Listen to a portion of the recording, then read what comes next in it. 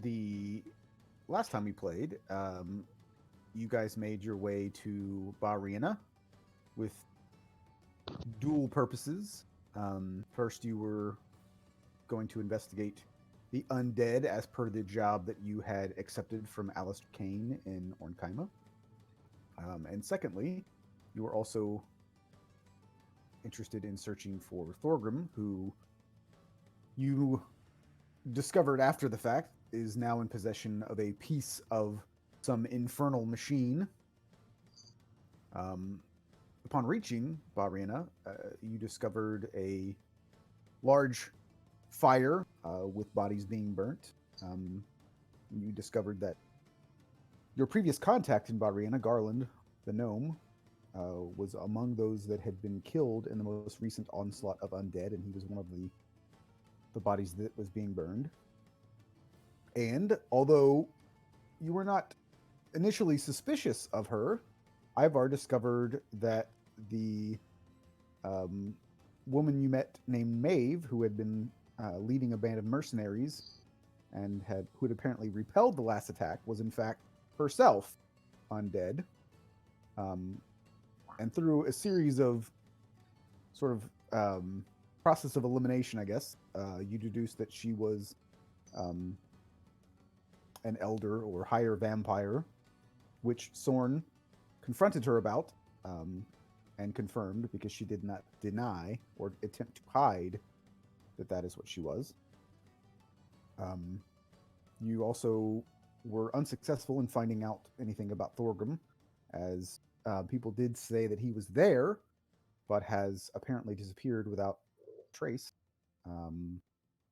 So with that lead sort of ended, you did decide to continue your investigation into the undead and entered into the tunnels below the city. There, you did find plenty of undead,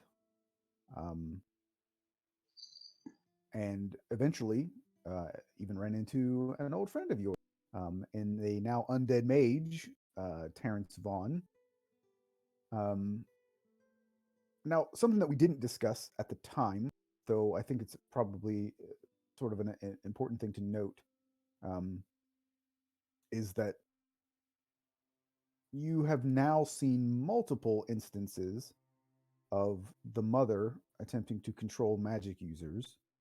First with the necromancer Nethlandir, now Terrence Vaughn, and the archmage Remus Markand also had mentioned the fact that the mother had attempted to control him as well, but was obviously unsuccessful. But upon defeating Terrence Vaughn, that is where we ended the last session. So here we are. Yeah, because I think we finished off with we looked in the chest and we were going to deliver the woman back, then continue searching. Or didn't we just I thought you burned her. Here? Mm-hmm. Yeah. Did we? Okay. I remember dismantling a wooden camel saddle for it. Yes. Okay. Then never mind that last bit. So there were other avenues within this tunnel that you did not explore as well. So I believe there was mention of doing that. If I recall correctly, we came in from up here, right? Yep. Okay. Yeah, it's a rather large map with kind of limited sight. Yeah, it is. And it's a very large map because, like I mentioned last time, that it's actually multiple maps that I spliced together.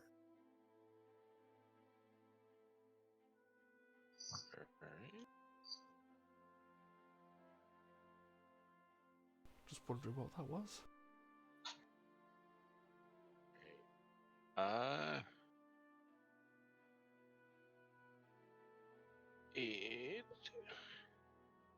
It seems like there are two other ways. One north and one south. Well, we can clear south first to see if we've missed anything, then possibly head north.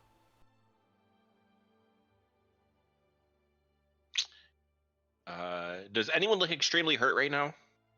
Nope. Nope. Okay. So only me. All right. Good to go.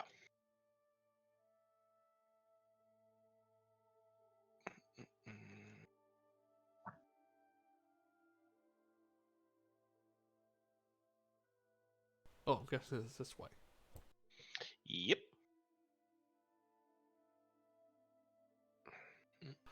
Should we try to remain quiet?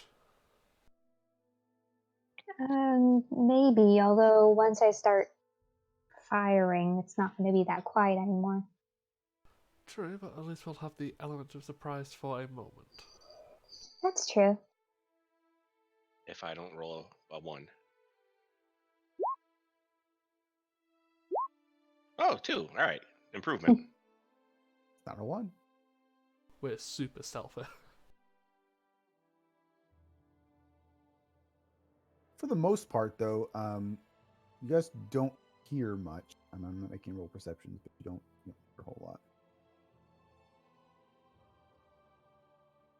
Aside from the ambient cave noises.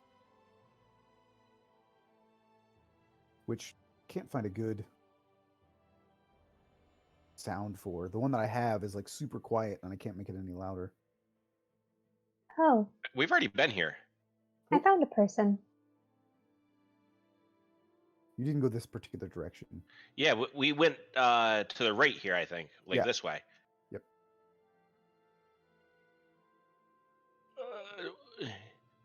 So this person that you see appears to be chained to the wall. And you also recognize this person.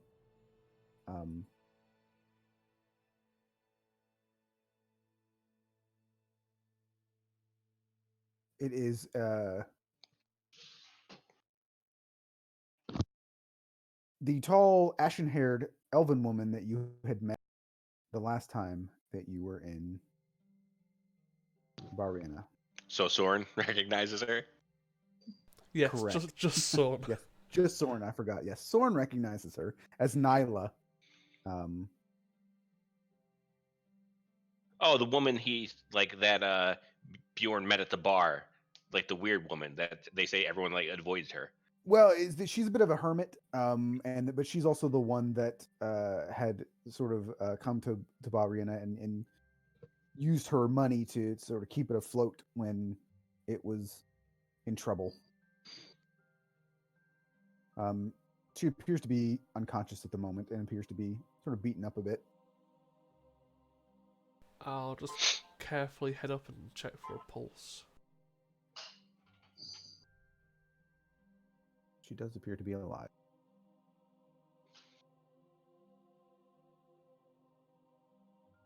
Can I attempt to wake her? Yep.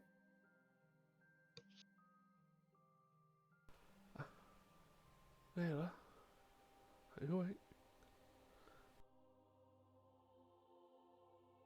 And she slowly sort of like comes to, and it's not quite clear if she recognizes you or not, but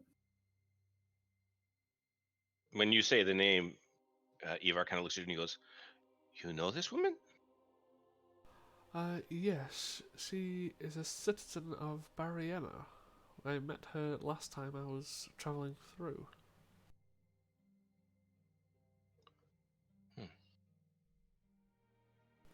Do Well, you... then we can free her. Oh, we certainly can, but do you remember how you got down here? and it takes her kind of a minute. Her voice sounds a bit raspy, and it takes her like multiple minutes, and she's speaking sort of like in it's broken up a bit, so she's not really speaking to you like I'm speaking to you now. And essentially, she eventually states that that Maeve is the one that put her here, and that you need to destroy her.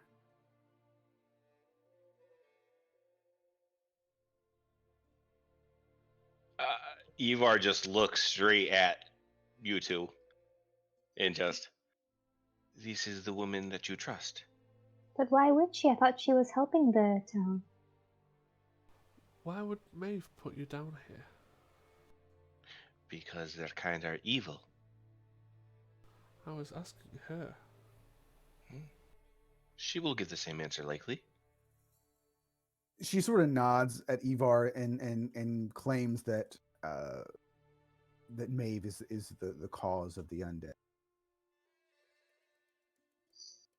But weren't vampires hard to kill?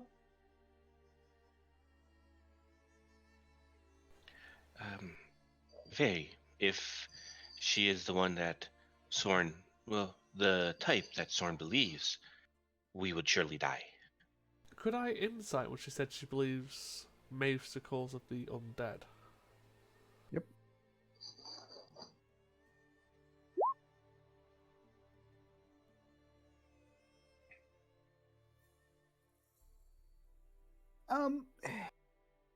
She's extreme. Like I'll do the Matt Mercer thing. She's extremely hard to read, but you don't.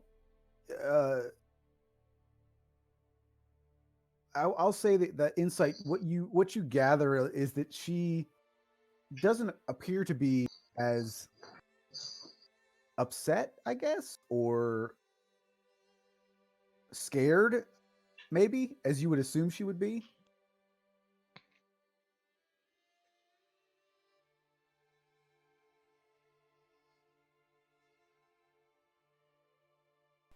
So as you guys are sort of talking to her, you can see that like sort of like curling along the walls and then above the ceiling and then coming down sort of next to her. You guys didn't notice this until it was happening. There's this bit of sort of like almost a reddish colored mist that sort of floats down next to her and then forms into the image of Maeve, who's standing there quite calmly. She's got her hands sort of like her fingers sort of crossed and sort of held at her waist a little bit.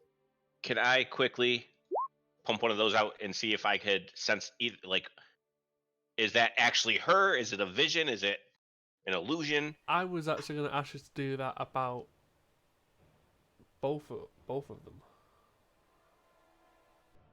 Like, is this the vampire she was looking for?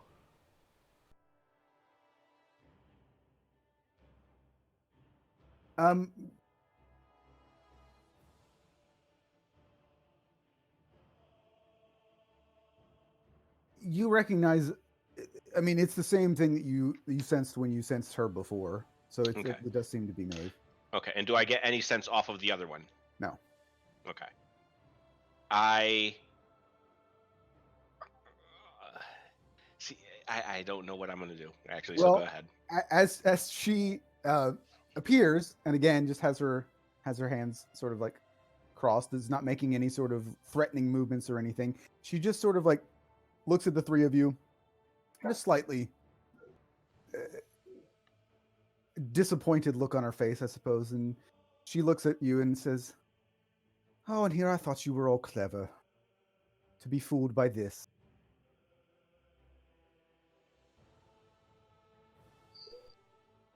What is it? What? And you can see that she moves so quickly that it's almost like her hand teleports. Like you don't even see the movement, but like essentially as your eyes literally in a blink of an eye, you can see that she has her hand around Nyla's throat, and you can see that she's holding. There's quite a bit of pressure there because you can see the sort of indentations on her neck from the grip that Maeve has on her hand, and she looks at you, Sorn, and goes, "You there, Drow?" Yes. What is it you detect here? And she emphasizes the word. If you give me a moment, or a few moments, I will be able to answer that. And you can see now Nyla looks quite terrified. I am going to. Don't. I mean, my character would know. I don't know what it will do, so it's kind of hard for me to decide. If you give me a moment, I think I know what she's trying to get at. He is not listening to you. I'm gonna go ahead and put my hand onto the other woman, Nyla, and cast protection from evil.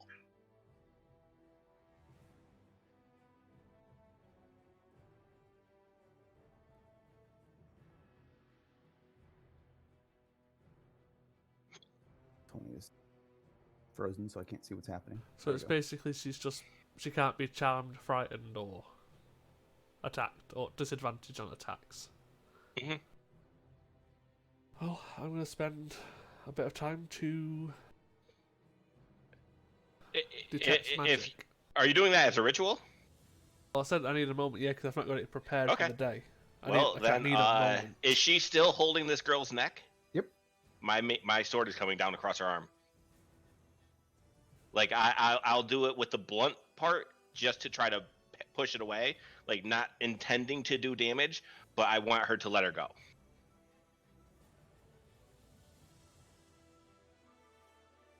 So I guess do like a strength, or do attack. I guess. You want me to just do like a strength roll since I'm like purposely trying not to hurt her? Like I'd even say I'll hit like at her wrist with the pommel. So either I'll just roll an attack and you tell me what you want. I'm assuming. I mean, this is a fucking insane vampire. I'm not going to hit her anyway.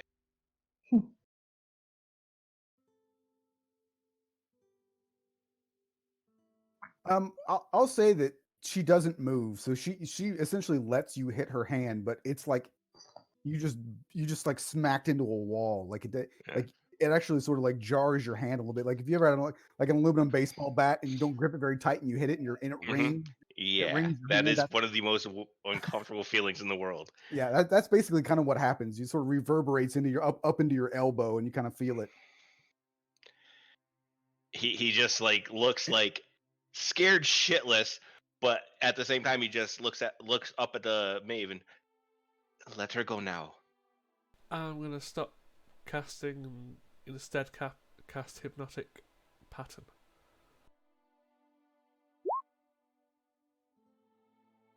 I'm assuming I'm the target. Yeah.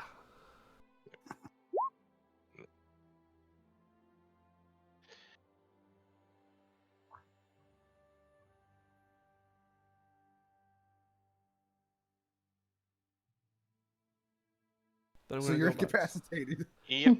Yeah, and I'm going to go back to casting detect magic. What is even going on? It hits everyone. It's a 30-foot cube. Oh, okay. That's not my problem.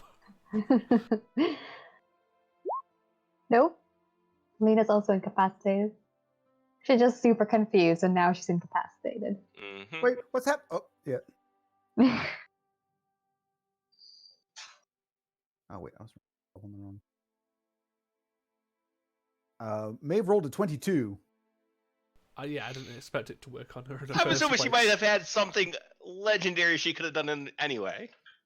She does have legendary resistance. Yes. If she fails a saving throw, she can choose to succeed instead. But Nyla also fails, so she's now unconscious in the grip of Nyla. And Maeve has not changed her. Not that anybody else besides Soren can see this now, but throughout this entire process, she hasn't really moved. Her expression has not changed. She's just basically staring at you, Soren, waiting for you. Yeah, so I'll finish casting detect magic, then I'll just shake Lena awake. Hypnotic pattern lasts 1 minute, so you would not be able to cast detect magic ritually. Yep. Well, I'll just it's a concentration spell as well, so you wouldn't be able to cast them both anyway. Well, fuck it. I'll just drag Ivar away. Because I'm not technically hitting him.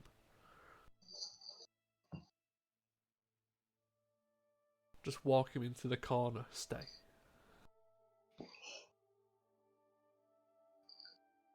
Back here for now. Okay.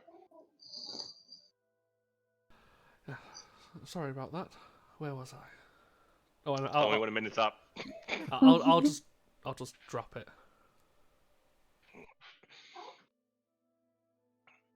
When you drop it, he kind of looks between you two and he just goes, "You will turn on me before you stop this woman from killing someone." No, I'm just calming you down. That's why you're not harmed.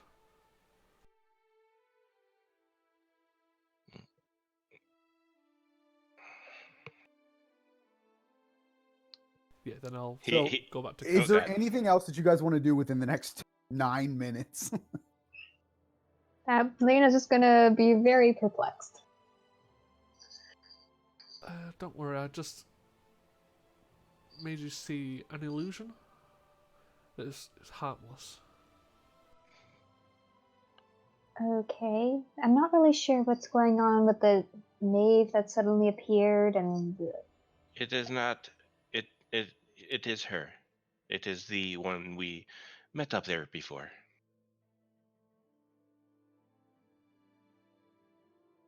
why does she want Soren to cast a spell? Well, she wants me to see something, which is what I'm trying to do. She is implying that this woman is not what she seems to be. Oh. But she is a very powerful arcane user. So there is no reason to believe, even if she does have something on her, that it is not from Maeve herself. Oh. Actually, I will let have Ivar know. Like higher vampires are not. I mean, they do have like essentially they can shape change, so they can become monstrous looking, and they can transform into mist, and they can transform into like flying creatures and stuff and such. It's more of an innate ability. Like vampires don't cast spells. Like she doesn't have higher vampires. Like for our purposes in this game, at least, like vampires aren't arcane users, so she's not going to cast fireball or anything like that. Like that's not her abilities.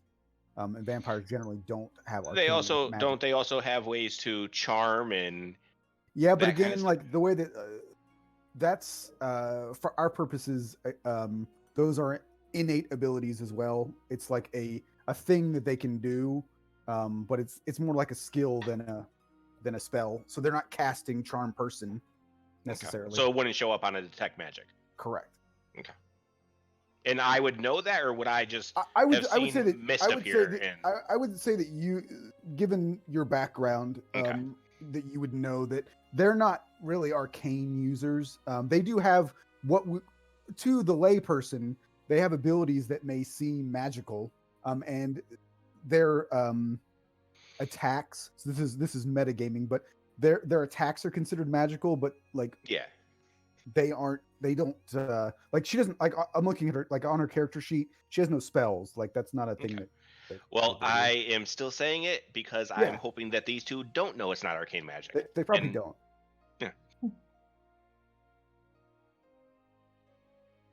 Well, I have no idea about magic stuff, so I'm gonna trust Soren and you, which is a very not useful at the moment. This woman appears from mist. We know exactly what she is, and she starts to attack this woman who had just called her out as the cause of everything. I'm gonna retcon something as well, real quick. As she was murmuring about Maeve, she also actually called Maeve the Archon. Or at the very least, she mentioned the Archon. It was difficult to determine whether or not she was specifically meaning that to be used as a name for Maeve. But you heard it. Can I do like a religion check? Actually, everybody do a. I'm gonna say everybody do a history check with advantage. all of you. I'm not terrible at these.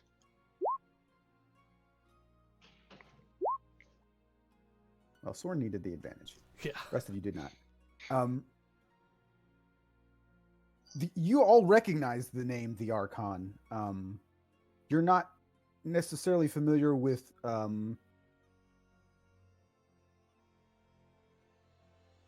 the like specifics of the person, but you are familiar with the name, and the name is the leader of a literally world famous, not just like, you go to New York and get world famous pizza that like no one's ever heard of besides people that live there, but literally world famous, because all of you are from different places and you have all heard of the Archon, and you have all heard of the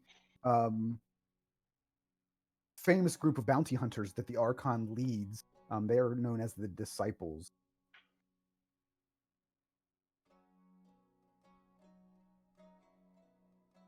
So that rings a bell to you when you hear the name.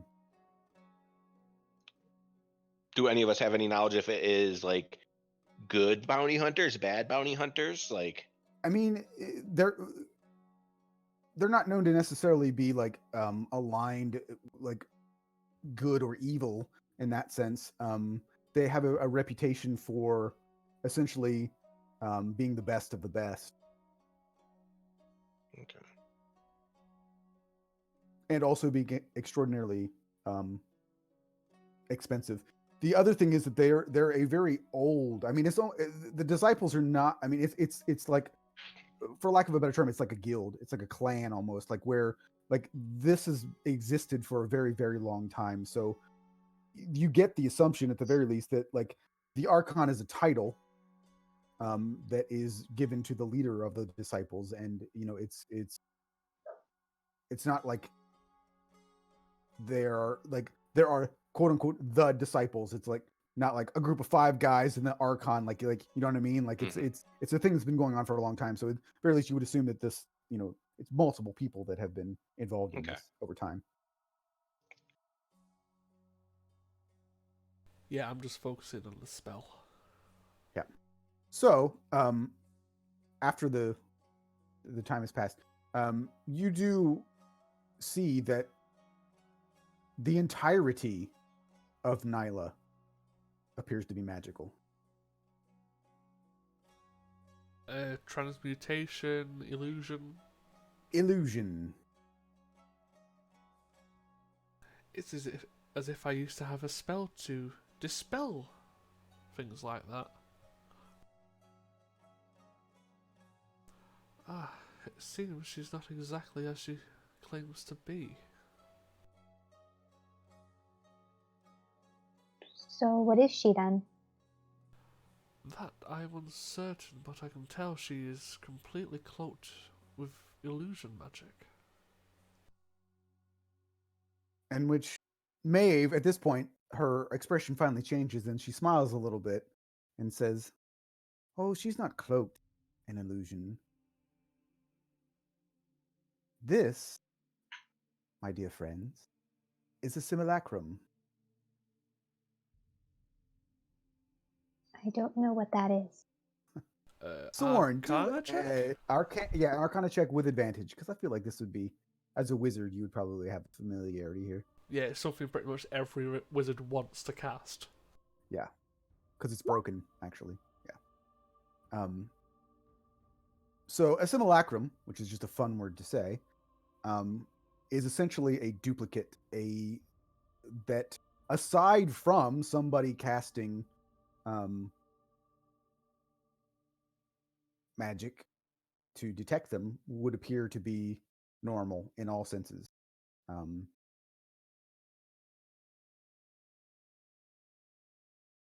You would also know, I'll say with a 24, that in fact you can dispel a simulacrum and they will disappear essentially. Yeah, they're turn generally back to made snow. of a material, snow or ice or whatever it may happen to be. You would also know that in certain cases,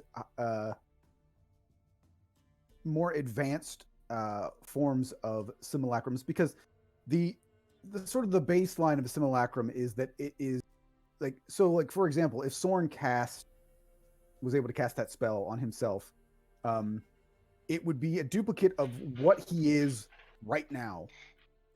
And then I believe that they get like half of like this is just in-game mechanics, but like they get like half the hit points and such. But they can cast the spells that every spell that Soren could cast, his simulacrum could cast, but then they would only be able to cast it once. Like they don't get to regain their spells. But you would know in advanced forms, you can make a duplicate of yourself and then make it look different. So it doesn't look identical to you, even though it was a copy of you at the time. So you aren't sure if there's a duplicate of Nyla out there somewhere or not, but this, according to Maeve, is a duplicate of magic.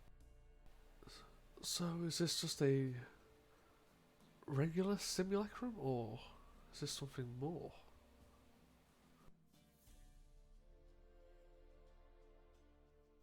And she sort of like raises an eyebrow at you and says, "Well, who is it that would have an interest in making me leave so that the undead could thrive?"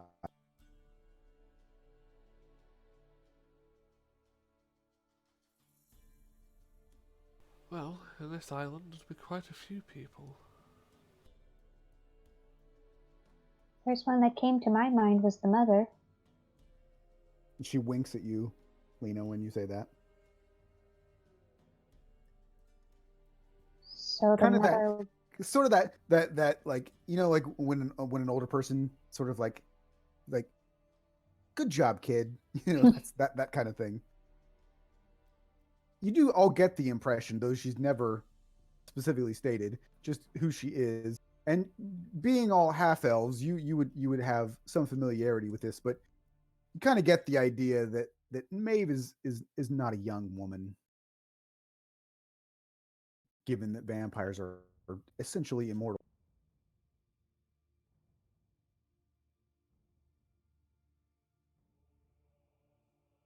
And she says, sadly, though her little tricks here was somewhat clever, that I have no way to destroy this thing. And you can see that, like, at this point, Nyla doesn't appear to be scared anymore. She just sort of has a sort of a blank look on her face, and she's just kind of like standing there with. Maeve hasn't let her go yet, but she's like, Maeve says, but this one, I can assure you, is quite dangerous. I used to have the ability to dispel certain magics, but recently I had my spellbook stolen. We can't just destroy her, like, with a gun?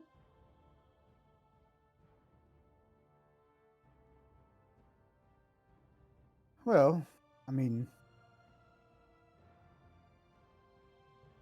attempt to destroy it that way. It's a bit inelegant, I suppose. Lena just shrugs. I don't know magic.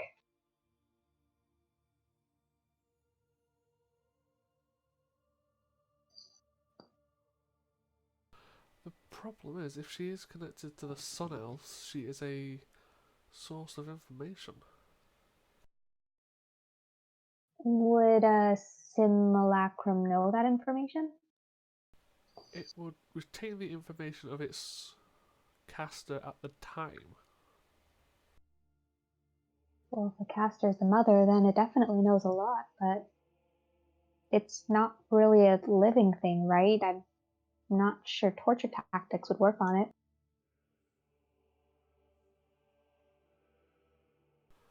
Well, it's real enough that if someone checked it, it would appear so, unless you specifically checked for magic.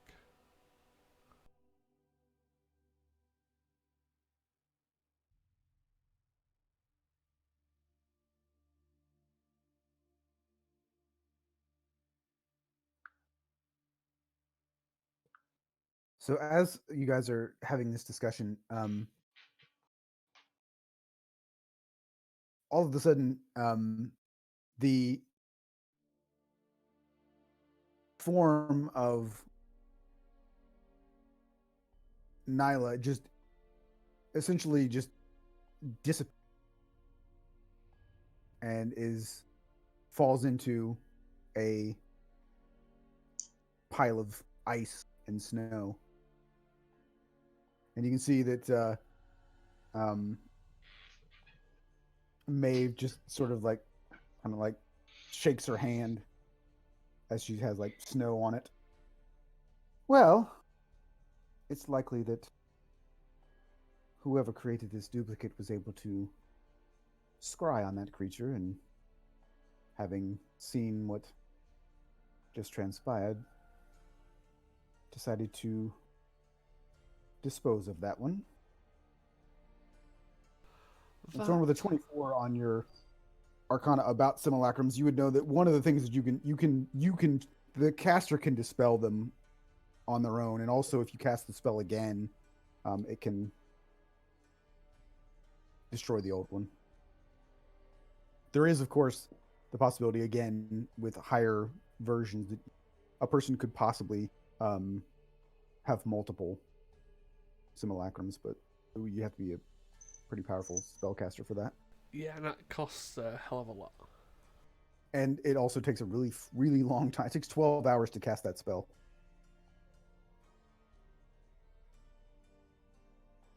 Well, at least she's been taken care of.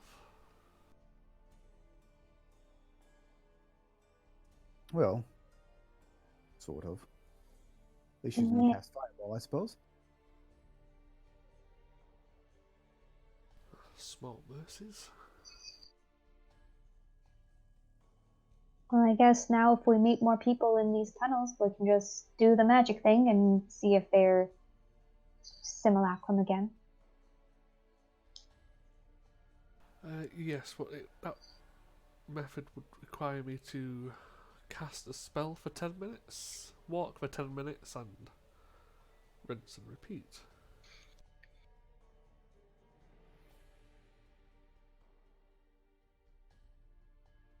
Well, we can... Hopefully they're chained to the wall and we can tie them up, maybe? Or is something that we'll figure out as we go? I believe it may be, because I don't think our friend, looks back at Ivar, is quite happy at the moment.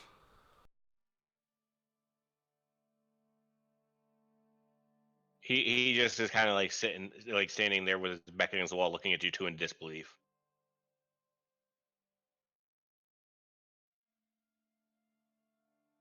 And Maeve kind of smiles at Soren and Lena, smiles at both of you and says, well, considering...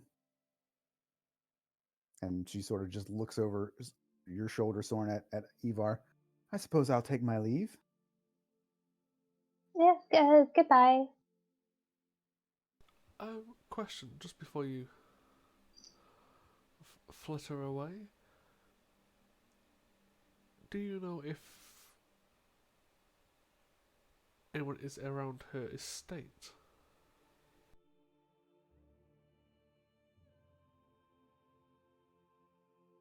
She sort of like looks at you. Who do you mean? He just looks at the snow pile. It is possible she had information, just not on her. No. I do not know where the caster of that spell may be hiding at the moment.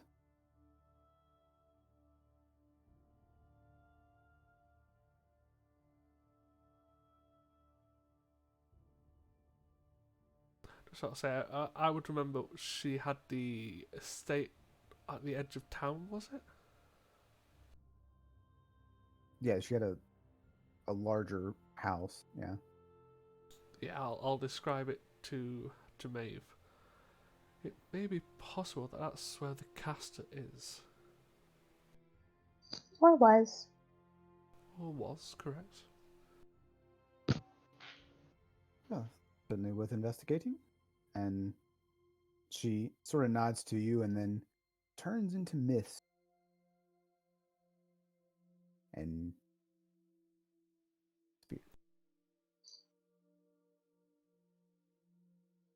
Well, that was a lot of magic stuff, and good to know we can't trust everybody we see. Yes, unfortunately, we're going to have to be careful down here.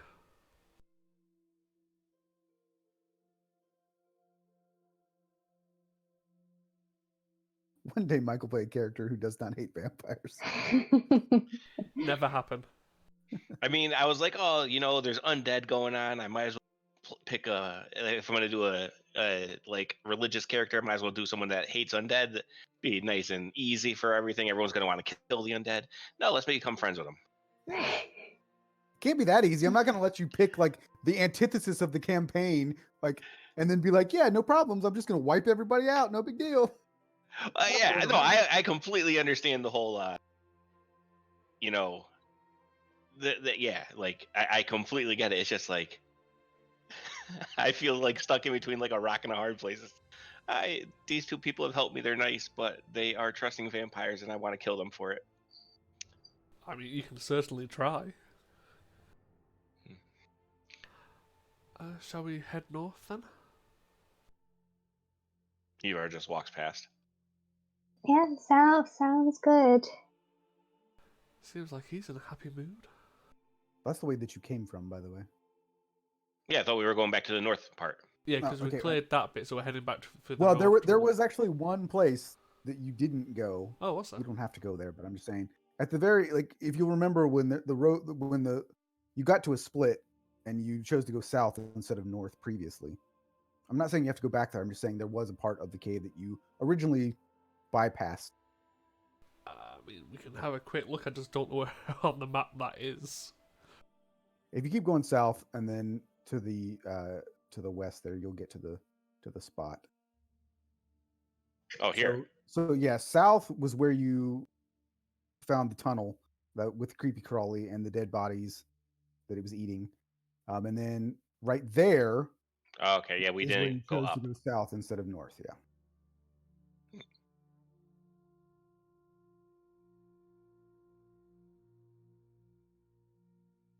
So this is the only other spot that you had not been to. Kind of look down the hole. Yep. Do I see anything? Can I push him down the hole? Do an investigation check. Oh, investigation.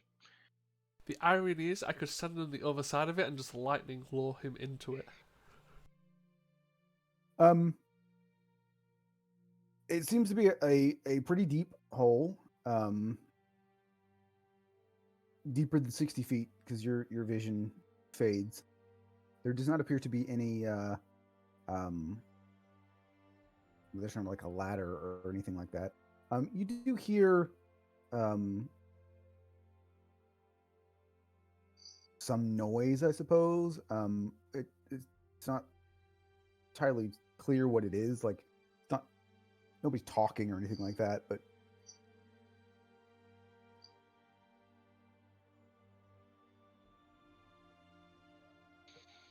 Soren, based on where you are and you would assume that if you jump down that hole, you'd probably get to the Underdark. Well, that's not a good place to go. That would be your guess. I'll say that you have seen openings like this. And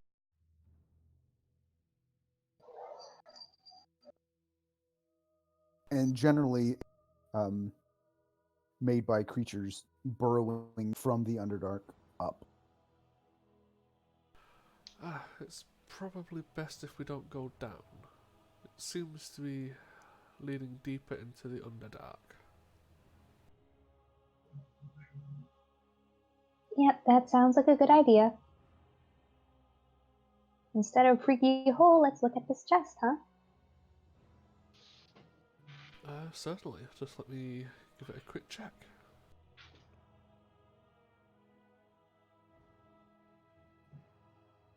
And I will check chests.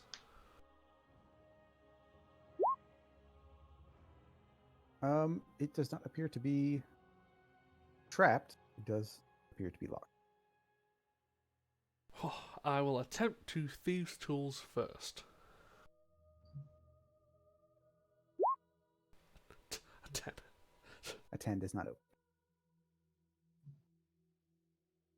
Well, if that's the case, I will create a glyph in the air, put my hand through it, and snap my fingers to cast knock. All right, so one more time, D100 and a D12. Who wants it? Go ahead. You're using a second level spell for it. You get that shit. So yes, I have 4 first level spell slots. That's it. I have 0. I have 3 points of lay on hands, Hmm. and I'm already under half HP. Lena's fine. I've Yeah, got I full think HP. you're the reason I have. I think you have 3 points left in lay on hands. All right, so this will be totally worth it then, because you got a small coin or 7 gold pieces. Teehee. And then also, you can go ahead and roll initiative. Oh, Huzzah! Because out of the hole, Yeah.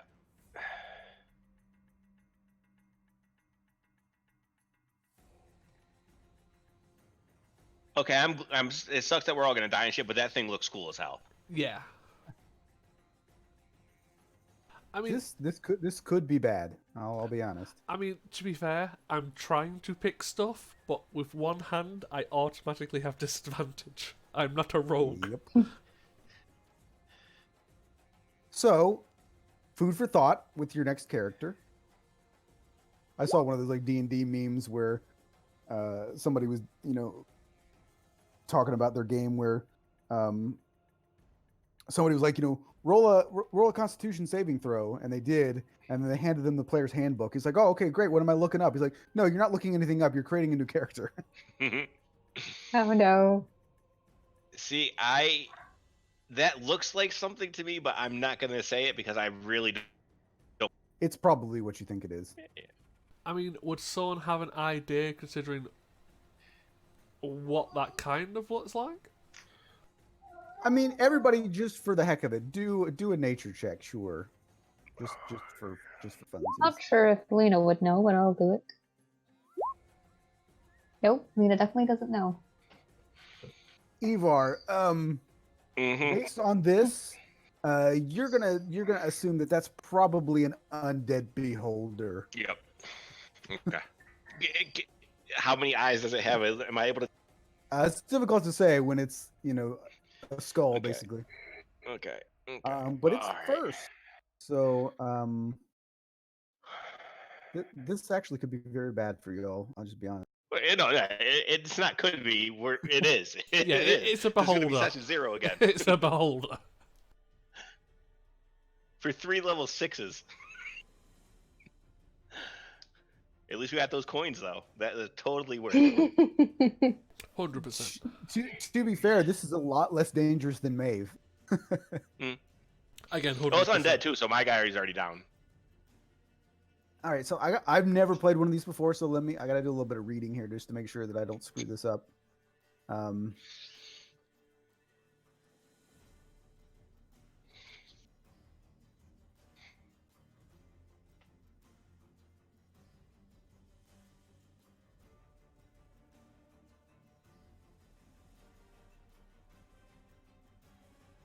this thing is so freaking terrifying. Okay. Mm-hmm.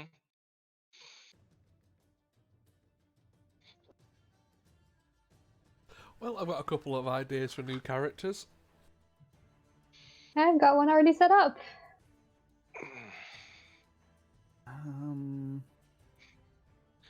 You're gonna play a rogue just so you could actually lockpick stuff, and then you're gonna lose another hand. Yep.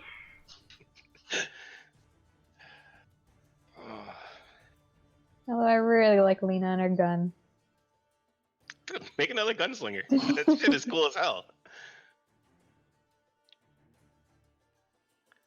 I had again another undead hater. I had a Van Helsing idea for a gunslinger.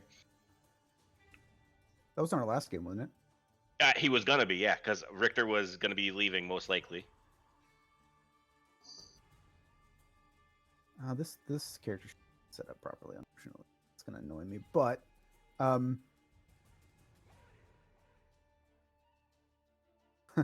so it comes out of the hole. Sorn attempts to bite you. And I rolled a natural 1, so it misses. And this creature, amazingly to me, does not have multi-attack. Oh, thank God for that. I just swat it on its undead eye. No! Stop. Lena, it is your turn. Gonna get away from Soren and come over here. Do we have any, before our turns, have any chance to say anything? I mean, depending on what you want to say, I want to just yell run. Okay, I mean, I would let you use a bonus action to do that. Okay, all right. That's so Lena's gonna fire twice. The first one hits. The second one does not. Okay.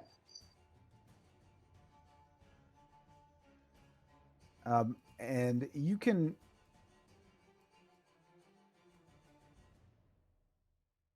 As it's coming, as it came up, it started like making, it started speaking, and I don't think I'm like 99.9% sure none of you speak this because I don't even think it's one to choose. But Soren, you probably don't speak it, but it's again like we've talked about in the past. Like you would probably recognize it even though you don't understand it. That it's like speaking deep speech. Oh, yeah. I mean, you don't know what he's saying, but you would recognize that that's what it is. And it is your turn, Soren. Bonus action, I will glow blue with my runes and enter the Blade Song.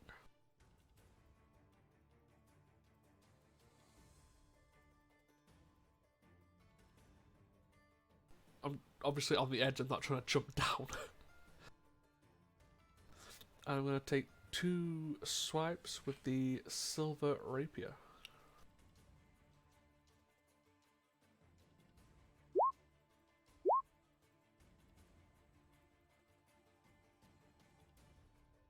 Here's an interesting thing that I didn't realize. There are actually 2 different versions of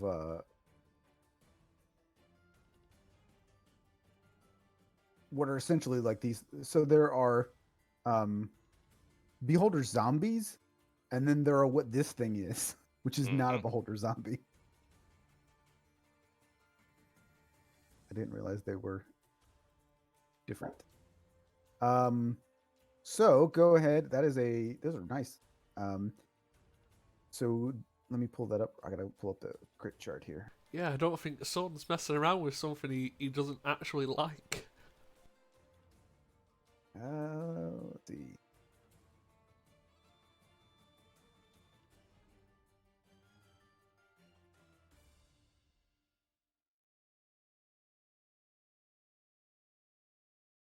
All right, gives the D100.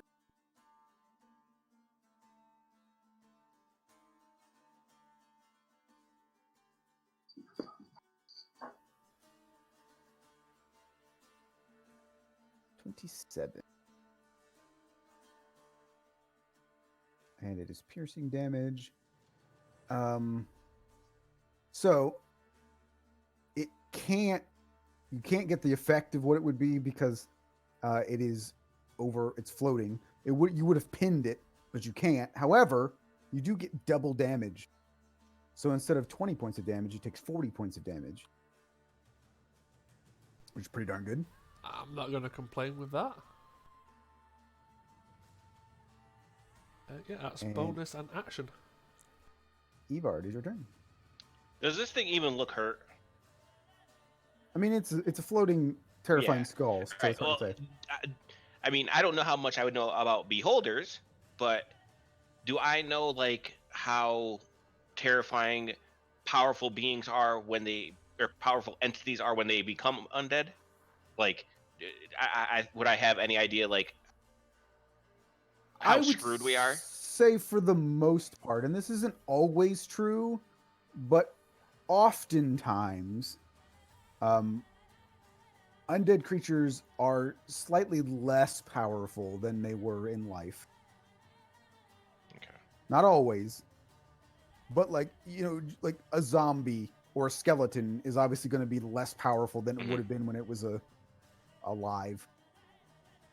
Okay. And this is also not a zombie necessarily. This is like a skeleton. This is like a beholder skeleton, basically. Yeah.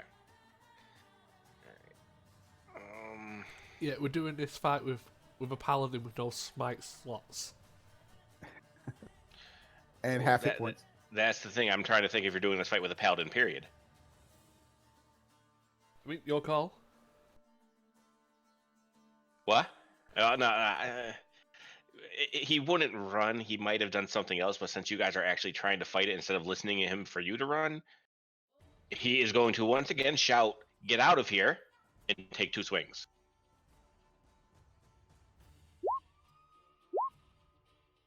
First one hits, second one does not. And it's not silver or anything, so I'm sure it's not going to take full damage.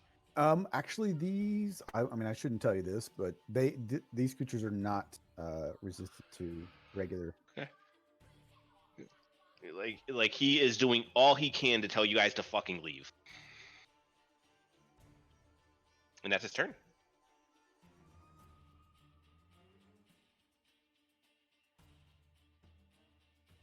So let me.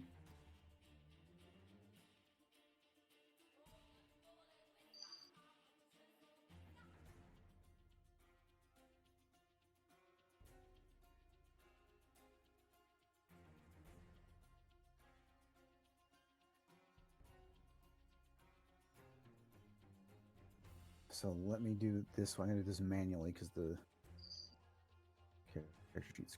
All right.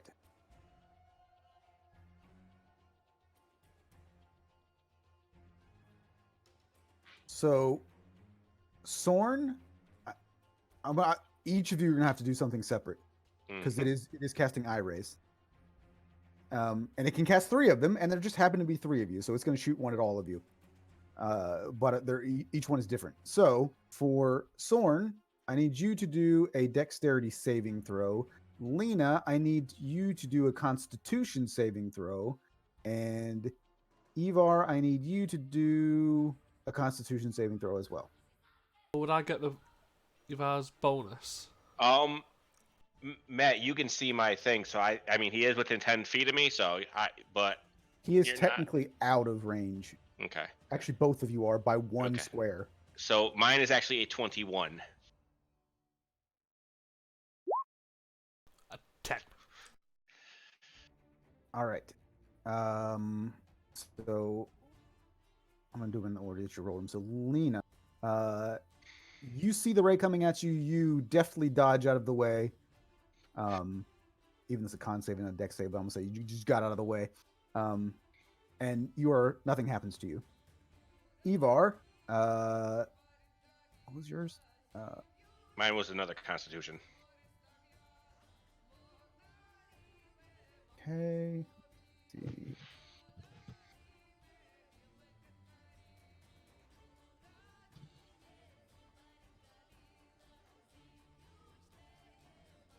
So, yours is slightly different because you have to take half damage. So in this case, you take 12 points of damage. Okay. Oh wow! So I would have been down if that did not take half. Yes, it would have been 25, but you take 12 points of necrotic damage. And let's see. If I'm about to take some elemental damage in some form, I'm going to cast Absorb Elements. It is force damage. Is force an element? I don't believe so, no. No, I think it's just like lightning and fire and that kind of cold damage and stuff. So let me do this. Yeah, I get resistance to the triggering damage type, and I get to use that damage type on my next attack.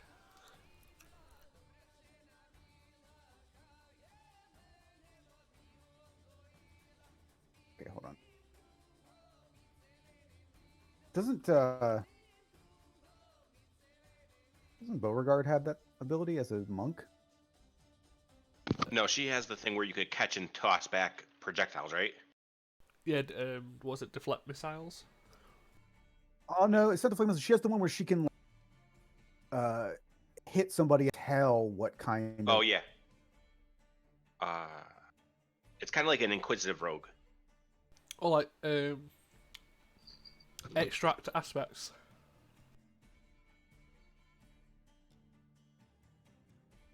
Let me see.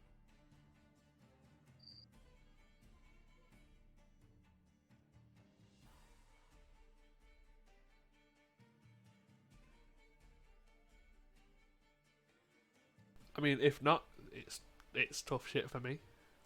No, I'm just curious because I've never really played a game that anybody used the spell, so I want to make sure that it. I mean, the name is misleading. So this is again from the guru Jamie Crawford, who wrote the rules. Does absorb elements give you resistance to damage from the triggering attack? His answer is yes.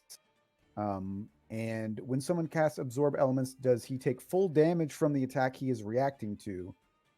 But his answer is the absorb element spell works against the spell that triggers it. So I don't really know what that means. I'd gain resistance to the force damage, and I'd take half. Gotcha. Funnily enough, it would have almost knocked you unconscious. It was 43 points of force damage. So you take 21 points of force damage.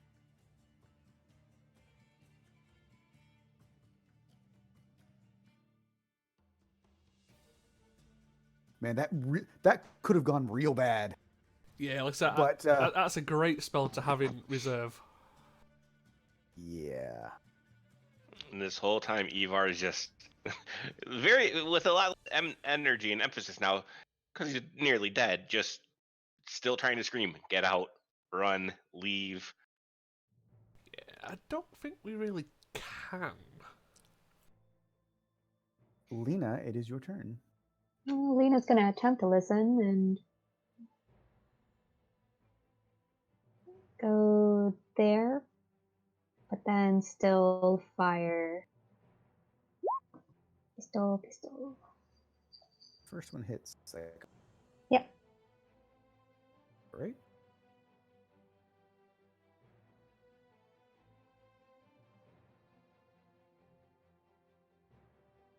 Soren, it is your turn.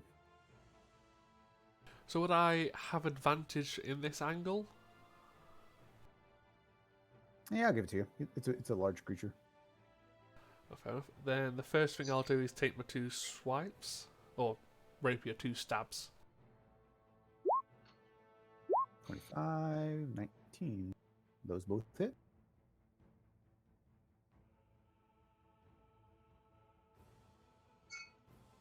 So it's 25 to get here. Whoops.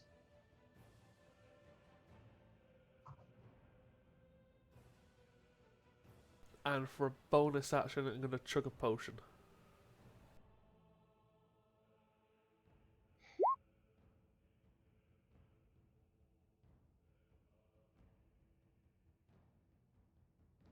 I mean, you guys are doing some pretty good damage to this thing.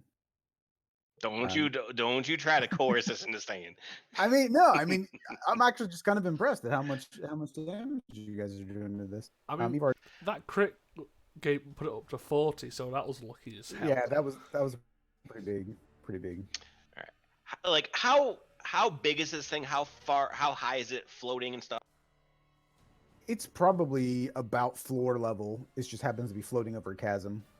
So would it be like as big as me from head to foot? Like, I mean, it's larger than you because it's a large creature. So even at like the bottom of it, though, is probably about even with the ground that you're standing on. But it's still taller than you as a creature. As one big head. Yes.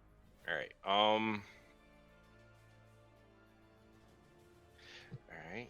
Can I squeeze on the edge right here and just take a defensive stance?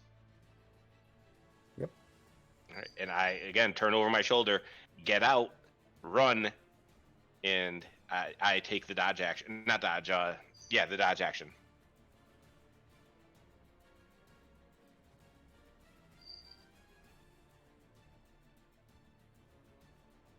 All right.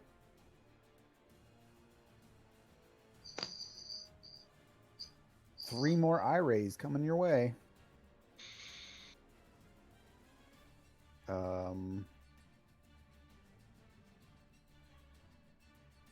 Ivar, you're first, so it's a deck save for you. See you guys. Thorn, it is a wisdom save for you.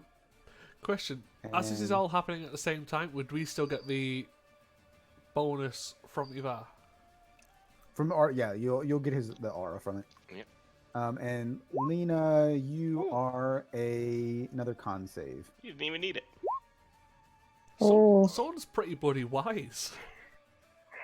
You're kind of very well rounded, like in everything except strength, right? Yeah, my strength is at 8. Yeah.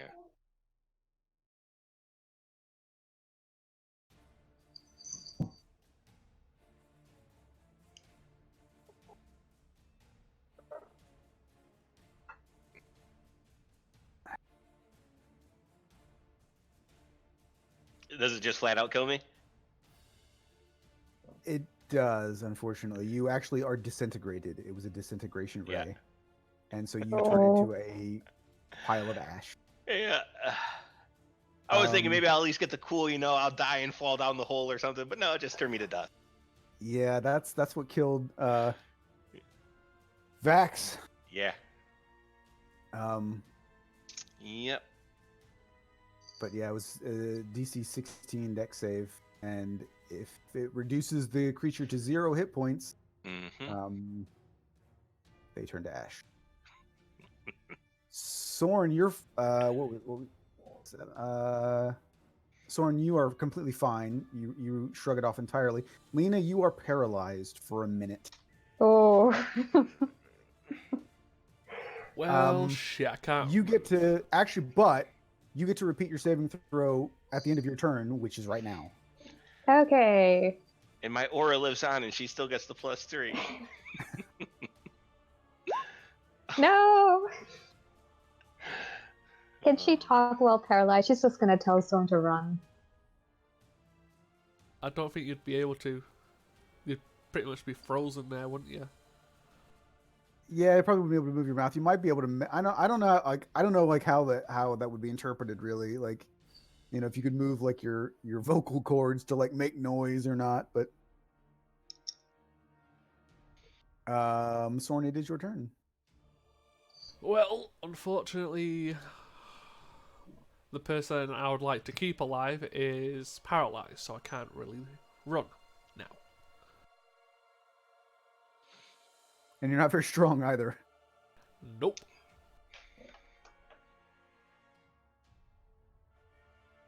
I will move up to the pile of ash.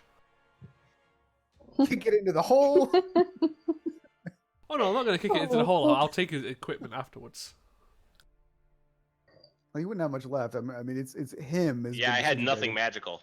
Then yeah, I'll just I'm kick pretty it sure into the everything hole. is gone. I'll take 2 more swipes.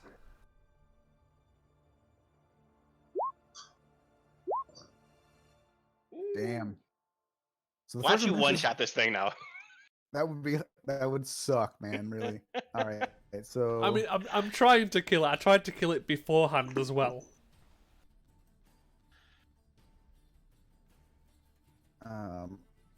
God, Roll20 still trying to put my email address into the token here. So roll another D100. 70. Ooh, that's a good one. Wow. Come what on, we get. Soren. If I kill it, can I at least like lightning lure it onto the side? I just moved my guy out of the way, so I could still see, but... 9, and it is... Okay, so in this case, it is maximum double damage.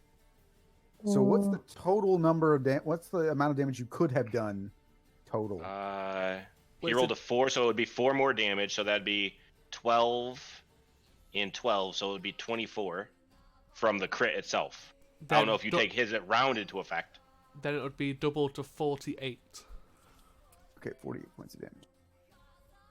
All right. So it is now looking quite hurt.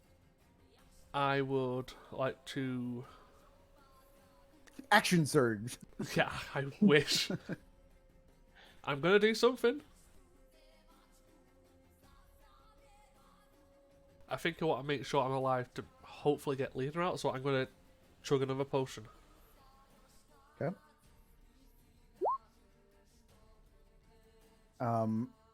With Lena sort of out of the picture at the moment, it is just going to attempt to bite you, Soren. 20 come on, AC you got- and I can shield, so 25 total if it's- needed. Okay, well, it's a 23 to hit. So shield. Alrighty. Lena, do another save. Oh, yeah. All right. Is So that you're at up. the end of her turn or the start It of is- her turn? End of her turn. Ah, shit. Yeah. That would have been badass. She just turned around and shot it. Got up and just fired. Yeah, but Soren, it is your turn. I'm a little busy to see if she's okay right now, so 2 more strikes.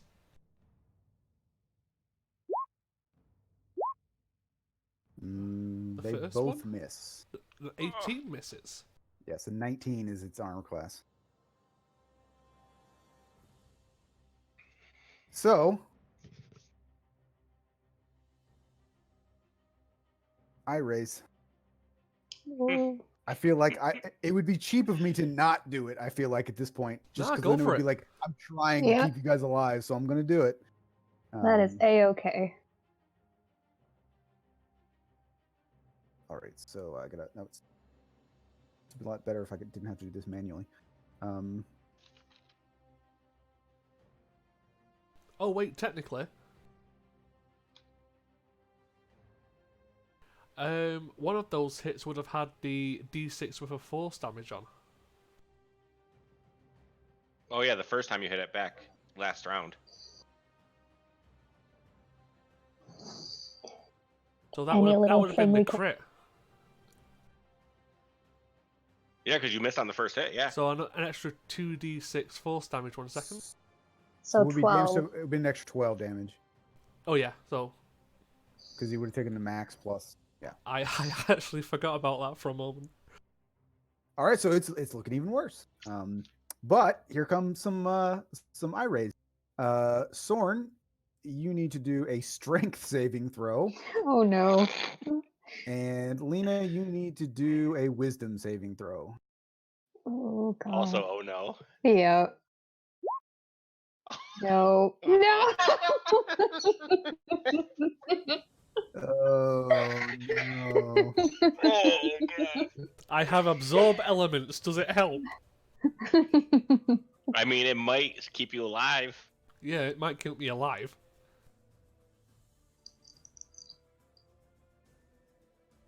All right. Well, actually,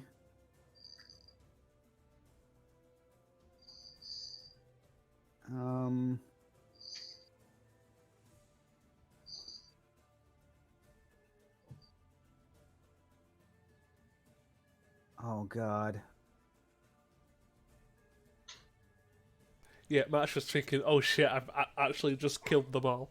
I actually, I think I did, but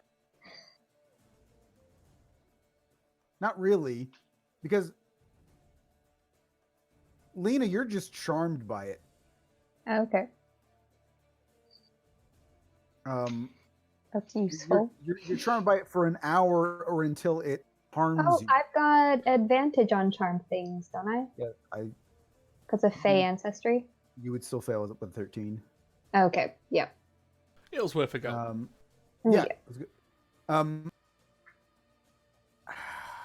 just trying to think how this would work for you, Sorn.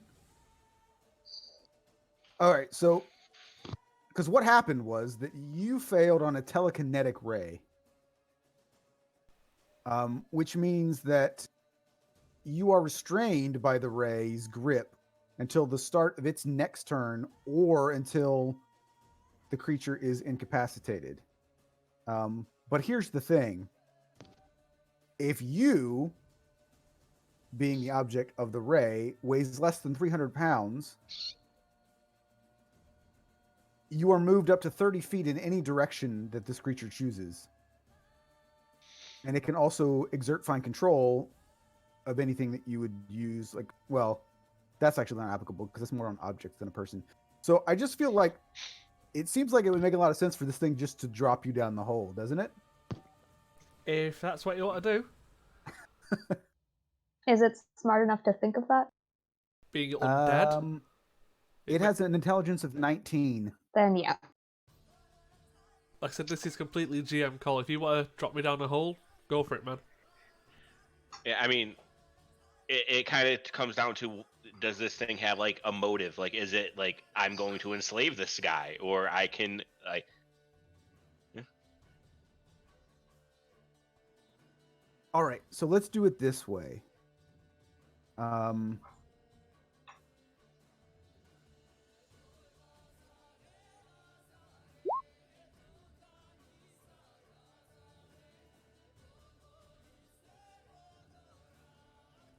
trying to think about the best because I'm gonna have we're just gonna roll for it and see, like, so essentially there's 3 options that we could do. I think I'm trying to figure out what the best thing to roll for on a 3 option. I mean, roll 99, 33 or 32 and below is 1, 33 to 65 is 1, and 66 up is 1. You can do it with a D6 as well. 1 and 2, 3 and 4, Yeah, 5 and true. 6. Yeah.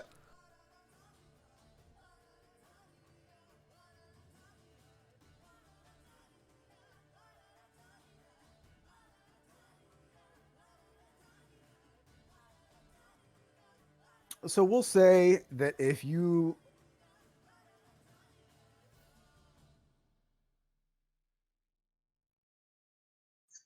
roll low, it will throw you down the hole. If you roll in the middle, it will move you down the hallway. And if you roll high, it'll just restrain you where you are. And I'll let you roll it. Oh. Okay.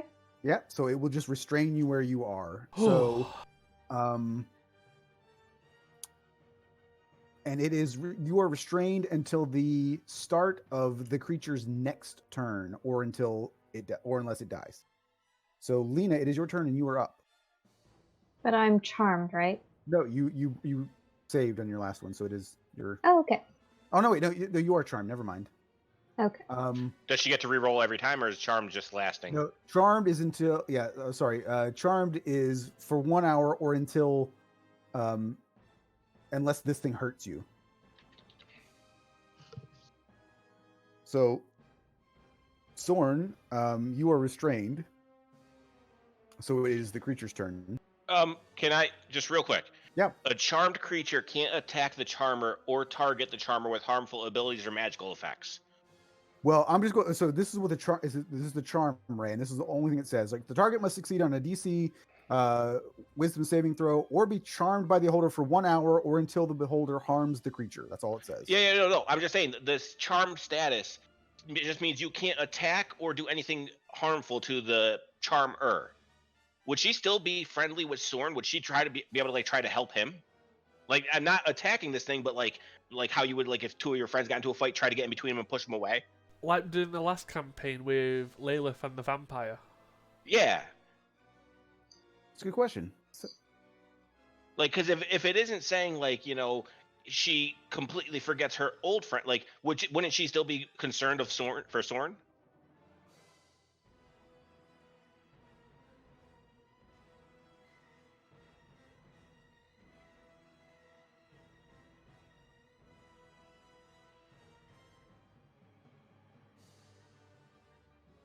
Sorry, I'm just reading real quick.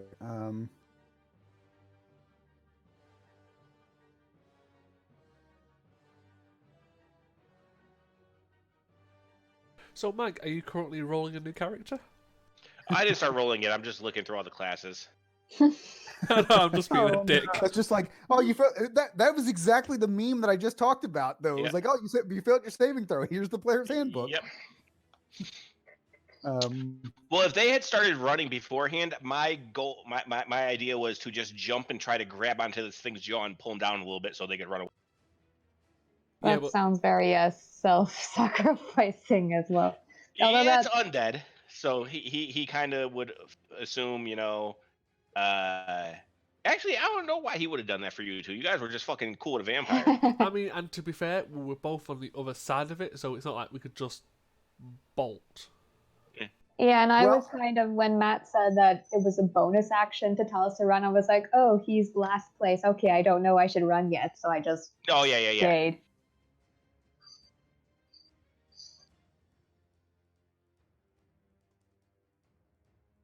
well, I don't feel as bad. If you were going to sacrifice your character anyway, I don't feel Oh. so bad. I mean, I kind of already had that played out where it was like if it's coming down to like like the same thing with if it would have been with Maeve with the vampire, he would have fully been the one to try to take it for the team because it is what he's meant to do.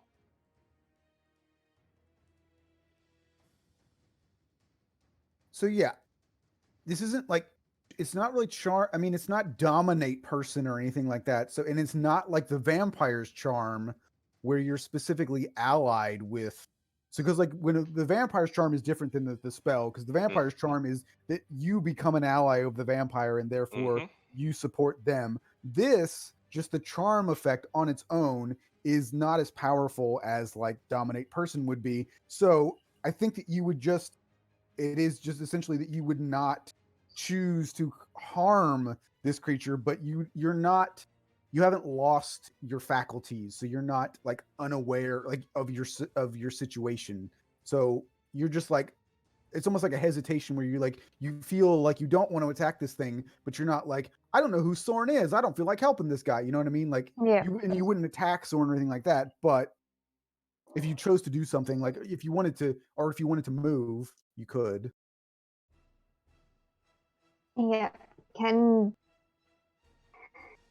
Yeah, she's gonna move up one. Can she attempt to pull Soren back?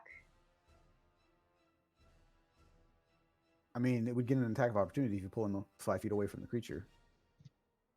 But I thought attack of opportunity was if he voluntarily left. Unless I myself would.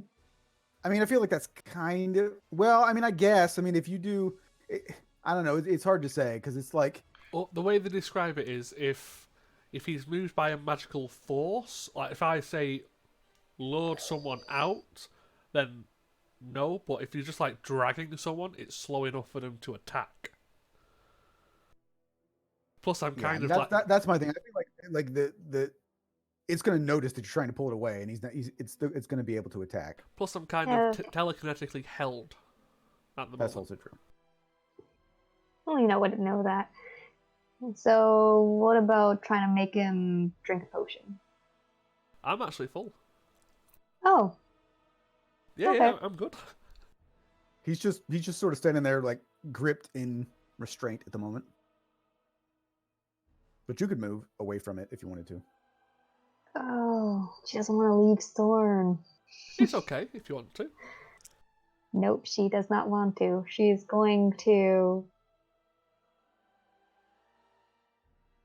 Yeah, she'll move up here and wait, because she can't exactly go between you and it. I've also been doing this wrong, I just realized, but you should probably all be dead. Probably. I'm not going to put this into effect. I'll tell you what it is afterwards, but How many eye stocks does it have? no, that's not it. Like that, Oh, I'm doing, okay. that I'm doing right. It just has another thing that would be a problem. Was it the end of its turn? It is the start of its turn because it hasn't done anything yet. That was Liam's turn. So, Shit. it will attempt to. I guess it'll attempt to bite you, Soren, and I guess it would get advantage because you're restrained. Yeah. Would I be able to shield myself but no, I'm restrained? I don't think so. What does the restrained effect say? You can still cast in stuff in restrained, I believe. Yeah, because it's a reaction, but I We're don't. getting all kinds of conditions on this fight here. So restrained says I think it would just be disadvantage on like attacks and stuff. Restrained creature's speed becomes 0, and it can't benefit from any bonus to its speed. Attack rolls against the creature have advantage, and the creature's attack rolls. And your attack rolls would have disadvantage, and you would have disadvantage on dexterity saving throws. That's all it says. But I could still technically shield myself. Doesn't specifically say that you could not. So yeah, you have advantage, but I could up to 25 myself. All right. So the first one was a 21. Second one, what was it? Yours? I can go up to a 25. So if it was a 21, I'm currently at 25.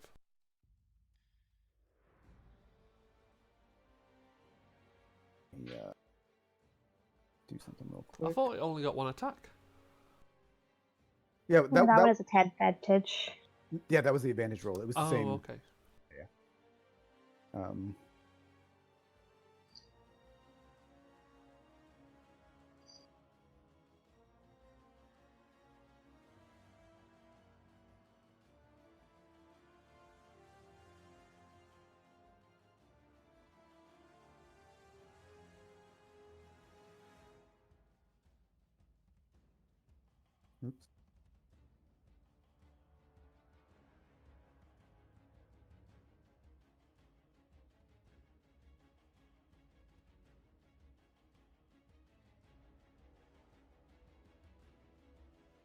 Oh,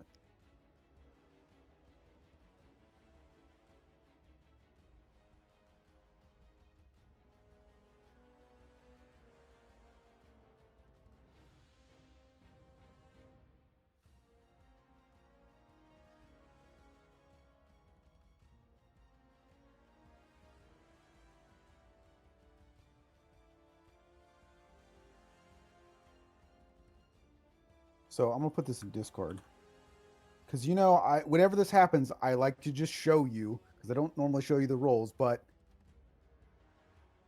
I don't want you to think that I'm not that I'm trying to kill you or anything. Oh, I know you're not trying to kill me, but you do crit me a hell of a lot. I do. Well, that's why I wanted to post it, because I don't want you to think that I'm making stuff up. So 31 points of damage. And then I'm gonna roll on the crit table. Make sure I roll on my crit table, because the GM crit table is not quite as vicious as the player one. All I can think of is that you're gonna live, but you lose your other hand. I mean, I wouldn't put it past it. It's a bite. This is supposed to be a setback. I don't know. That could be. So it's piercing damage. I mean, if I survive this, I'm unrestrained, and I could probably drop it.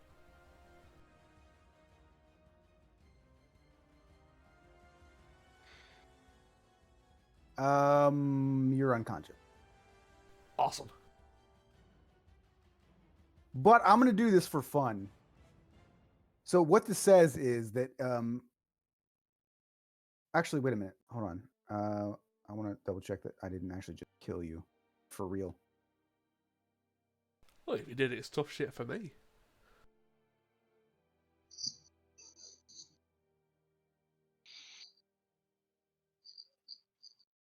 Okay, so no.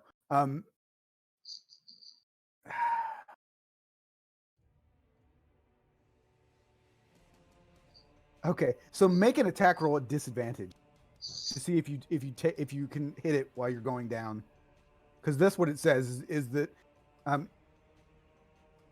you would have taken additional damage, but it doesn't matter because it knocked you unconscious anyway. Well, the extra would have knocked you unconscious. But your attacker may take another attack against you with disadvantage. 13. Okay. So you just go down. Sweet. Oh boy. And Lena, it is your turn, and you can't. You could bring him back up because you can't attack the creature, but it's not its turn, so it can't harm you and therefore break you out of the charm. But if you want to bring Soren back up, you could do that. Yep, she's going to shove a healing potion down his throat.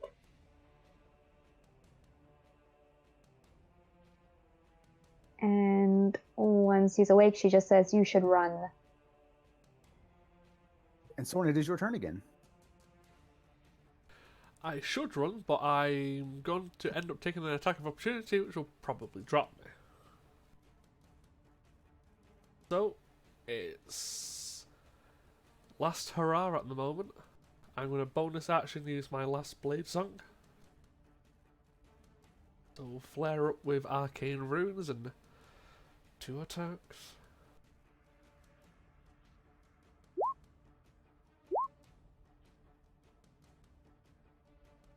It had 12 hit points left.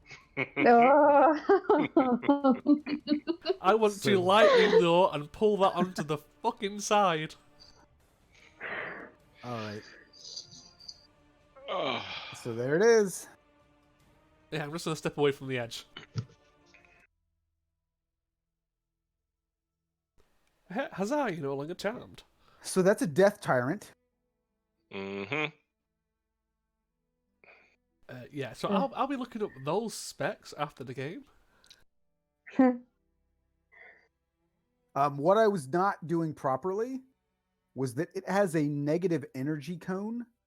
And what it states is that the Death Tyrant's central eye emits an invisible, magical 150-foot cone of negative energy. At the start of each of its turn, the Tyrant decides which way the cone faces and whether the cone is active. Any creature in that area cannot regain hit points. Yeah. Any humanoid that dies there becomes a zombie under the Tyrant's commands. So had you not been turned to ash and I was doing that properly, Ivar, you would have been turned into a zombie. Well, that would have That pissed would have him been off. ironic. Yeah, funny thing, it even says that. It says the dead humanoid retains its place in the initiative order and animates at the start of its next turn, provided that its body hasn't been completely destroyed. Mm-hmm. Yeah, I didn't read that portion, so you would have all died had you not been able to heal. So, Yeah, I think the sword was just lying on the ground. but even so, with that's pretty impressive with 3 level 6s. Because I nerfed it a little bit, but not that much. I mean, luckily for us, I think I critted it 3 times. The reality is, had you not made any noise, you would have never fought it in the first place. I mean, again, I had one-handed wizard 0 with spells thieves' and tools. nothing. Which is hilarious because you realize now that Ivar died for 7 gold pieces. Mm-hmm. Oh no. I mean, we didn't like him that much in the first place. He was willing to die for you, and you got him killed for 7 gold pieces. Yeah. That's just how it goes. I mean, shit happens. Well, on the bonus side, I get to make a new character. Yeah. But, Or you could bring Bjorn back. take a break for a bit while you roll the character. Yeah. I mean, if you have an idea, I don't know, Mike, do you have an idea about what you about what you want? Yeah, I do. I've been talking about it a little bit, but I'm going to go. I'm gonna go with a bard. Okay. And I am going to be going with College of Whispers from Xanathars. All right. So if anybody else dies, I'll say this: if anybody wants to roll a rogue at any point, let me know because I have a backstory that I think would work really well in our world for a rogue, or just not like a full backstory, but like a place that I could incorporate into a roguish backstory. Well, if someone dies, I'll take up your rogue option. Okay. Well, to be fair, my guy is going to be rogue-esque. Roguish. Yeah, I mean, it's going to be. I'm probably going to go criminal spy variant, and yeah, he's going to be very roguelike. I'll just give you the fucking thieves' tools. I mean, if you guys look at some of the stuff from College of Whispers, it's insanely cool with that. I do have one question for you though, Matt. Mm-hmm. Did you ever look at anything College of Whispers related? I have not, no. Okay. It says at level 3, Psychic Bleeds, when you join this college, blah, blah, blah. So when you hit a creature with a weapon attack, you can expend 1 use of your Bardic Inspiration to deal an extra 2d6 psychic damage to the target. Now, it says a weapon attack. I mean, it is called Psychic Blades. Would I be able to use that with a ranged weapon since it doesn't say make a melee weapon attack? It just says when you make your weapon attacks. Does it make your weapon attacks magically toxic to a creature's mind? Yeah, I think so. So I would be able to use that with like a crossbow or something. Yeah, I believe so, yeah. Yeah, All so as right, long then as you I spend know a what I'm doing. bardic inspiration. Yep. All Yeah, 'cause right. it just says you gain the ability to make your weapon attacks magically toxic. So to me, yeah, absolutely. All right. That works for me. I will go ahead and roll.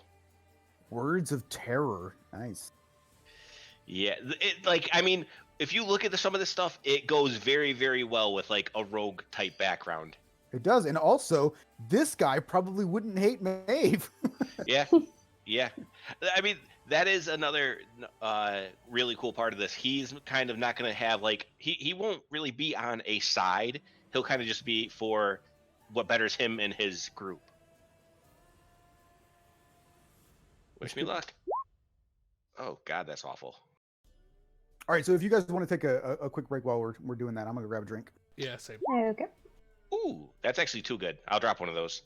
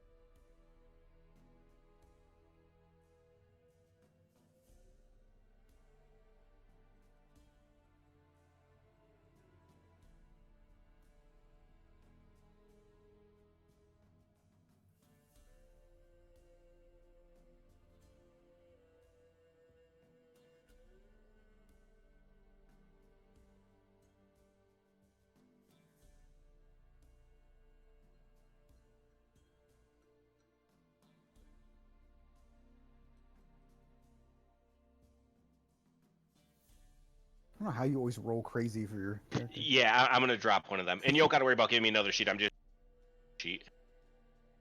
So real quick, what I'll do too is I'll move. I'm gonna move everybody to the world map real quick. So I'm probably gonna update this a little bit. I'm gonna change the spelling of some of these things just because, again, I'm annoyed by the fact that I made. I'm probably gonna change Medwin. I'm probably gonna drop the A, just so that it's easier to pronounce the way that it's called. But the College of Whispers would be actually from the same place that Maeve is from, which is Firasdal. And Firasdal is much more of your sort of like your more stereotypical kind of like Gothic sort of atmosphere, in that it's kind of like Ireland, and it's very, very rainy on Firasdal. It's sort of marshy and swampy, and it has sort of that Gothic sort of architecture, and so it's kind of got the reputation for being sort of a little bit dark. Okay. Well, So that would definitely be where the College of Whispers would be from. if it's kind of like Ireland, should he speak with an accent? Yeah, gotta do an Irish accent. No, I mean I gave because I'm terrible at it. I gave Maeve a little bit of a weak English accent, but the problem that I have as a GM is that, one, I'm bad at accents, and two, when you introduce a ton of NPCs and you can at best maybe pull off like 4 accents, it's like you're really only gonna either I can make everybody sound like I normally sound, or I can make everybody sound like 4 things terribly. You know what I mean? It's like, I mean, so you also got to take into consideration We are not professional voice actors. Well, this is yes. I mean, the only real voice that I gave Stan like a similar accent to the one that Mike gave Bjorn because like, well, they're from the same place. I'll give him that. But yeah, I'm not real great with that. But yeah, Fearstall would be sort of that, quote unquote, sort of like spooky kind of atmosphere by comparison to a lot of other places. Similar to I can't even remember what it was. So like the where you would have ended had you guys gone over to in our other campaign for like Vasselheim and all that, where that whole place that I had set up where Astrid's family was. It's going to be kind of a similar idea. Whenever you guys are all back, you could go ahead and start. Like, I mean, I'm pretty sure I'm not going to introduce right now, so don't let me hold you up. I mean, to be fair, Saul would probably be suggesting we take Big Brain with us and just leave.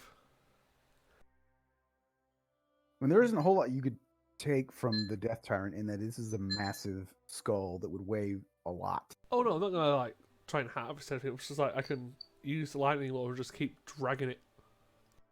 You could also take Ivar's ashes if you were so inclined. Nah. Or you could just kick him down the hole. Could we bring him back to life if we use the ashes somehow? Is there a magic thing that can do that? Well, they did it in campaign 1. I don't remember how, but That's what Lena's asking. Yeah, I think you need high level like clerical magic, but this isn't the place for high level clerical magic. Lena doesn't know. How did they do it? I don't even remember. Was it just resurrection? I think they cast resurrection, yeah. Or true resurrection? Or true it had is to have been 9th. Well, resurrection's 7th.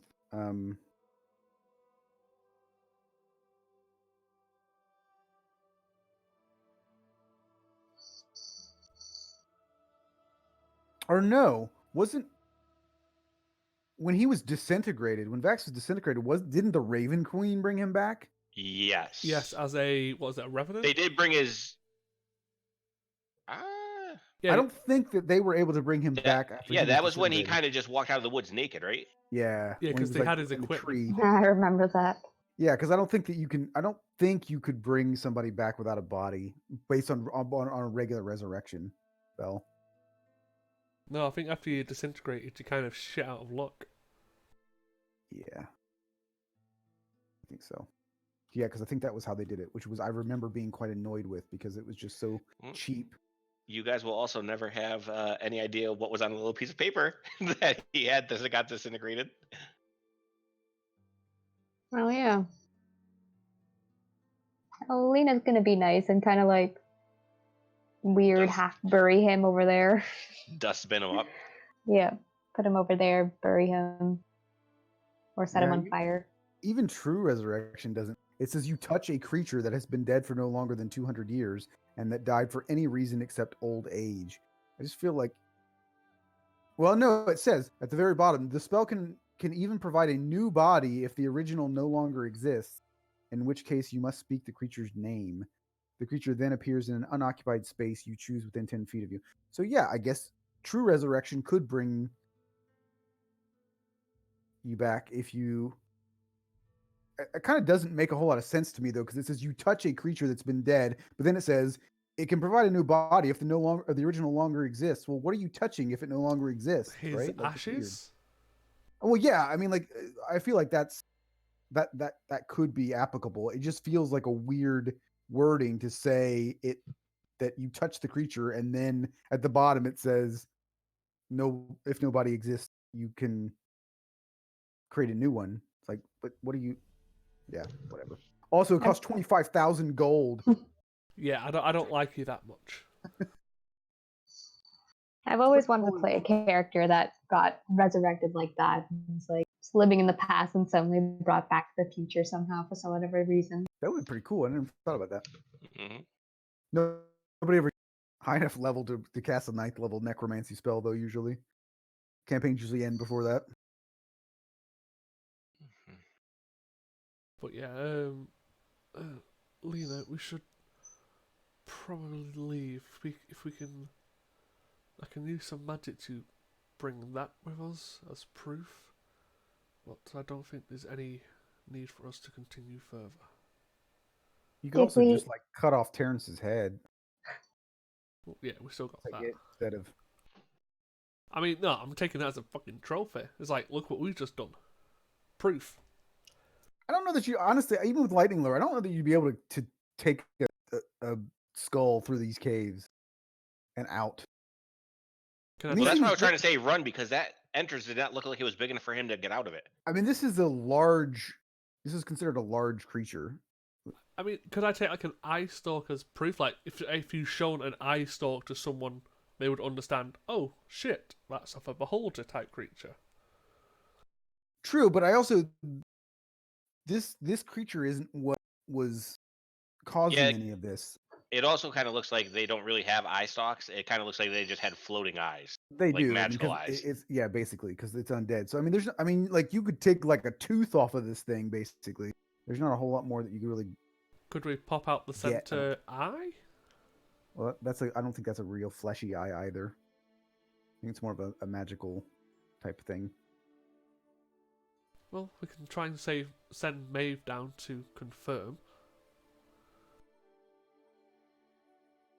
Because we are technically here on a job. And if we say, oh, we actually killed a few undead and this... Well, like I said, I mean, you could kill. I mean, you could take something from the undead mage. Yeah, we take his head and we take like a tooth. We'll just get Maeve to come down Although- and confirm this. Also, you may want to talk just. You probably don't want to take his head either, just because I mean you have a long way to travel back to Ornkaima. You don't want to carry a dead head with you. That'll probably not smell very good. You don't even have like a. Gentle repose. Yeah, and you don't have anything that you can use to. Oh no, I was meaning is like we Keep can it take it to the surface of Barriena and we can get like a written confirmation of these people have killed so many or such things, courtesy of Right. Barriena. That type of like just a writ of what we've done. Gotcha. But if you want to take a death tyrant tooth, you guys can do that. Oh god, yeah, I'll take a tooth. Kind of a cool thing. Like Lena, you could mount that onto one of your pistols. You know, it'd be pretty cool. So I'm not gonna have a tunnel. If you're going back to the way you came, I'll tell you, I'm not gonna make you walk up there too. So if you wanted to go up and look to the north, there were stairs that actually led outside. However, they led outside into the dead field. So yeah, that was pretty much it then. Yep.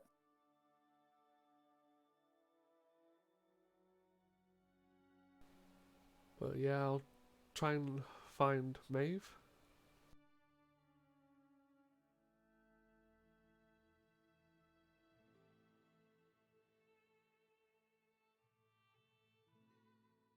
You don't see her standing outside, but if you explore around, you may maybe let's say you find her in the inn.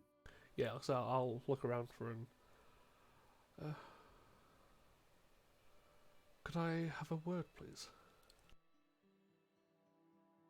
And she looks up at you and goes, "Oh, where's your friend?" He was disintegrated by a beholder type Tricky creature. eye thing.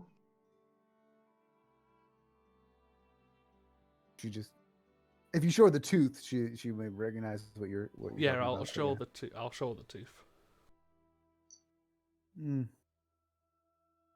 He seems like an unpleasant man, but nobody deserves that. No, but unfortunately, after disintegration, there's nothing we can really do to help him. And she just kind of solemnly nods a little bit. I was wondering if I could ask you, or if some of your men could enter where we came from and confirm the things we had taken care of. There was a necromancer, whatever this was, and quite a few zombies and skeletons. She just nods and says, "Of course."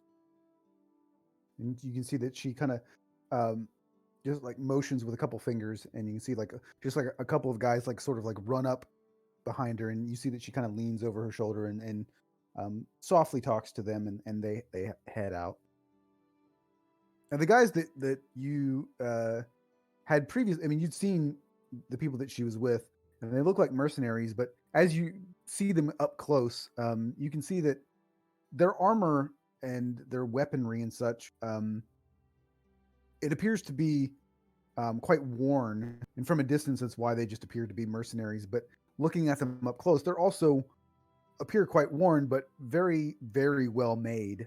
So it looks like they're very well equipped, and they're the only reason that they look kind of beat up from a distance is obviously because they've been used. Oh, it looks like your men are quite battle worn. Tis what we do. But it's funny because it's in kind of this sharp contrast to her, who's wearing this very fine jewelry, and has her hair completely styled, and very nice intricate embroidered like cloak. So she looks like she doesn't travel or fight all that much at all. Hey, there's no harm in trying to look stylish when killing things. But yes, I would love to continue this conversation, but unfortunately I've partially eaten dealing with the last thing. I probably need to get a bit of rest. Yes, have my men get everything ready for you in the morning, and you can show proof of what you've done. Thank you. Lena, is there anything you'd wish? Nothing from her, but Soren, could I just talk to you for a second? Very well. In private? Of course. Thank you for your time. So it's 2 gold for a room. So if you want to get in, like, you can both get a room, and then if you want to go to one of them to have a private conversation, you can do that, or you can go outside or whatever. Do you prefer getting rooms or just go outside? Might as well just get a room. We're going to be sleeping there anyway. Probably. Is it even nighttime yet? It's probably mid-afternoon at this point, but I mean, obviously, Soren's got the crap beat out of him and probably want to go to bed. Yep. I'll Yeah, pay for might as well 2 pay. rooms. So 4 gold.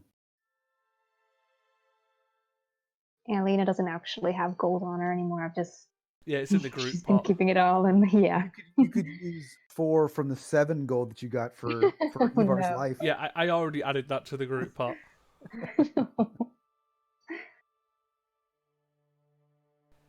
Yes, there was something you wish to talk about? Yeah, it's just something that's been bothering me that I really want to tell you now, especially after Isla did what she did, and we lost Bjorn, and now we've lost Ivar. It's just remember how I told you that Scarlet was arrested for using magic? I believe so, yes. That was the woman who we looked upon in the tower, correct?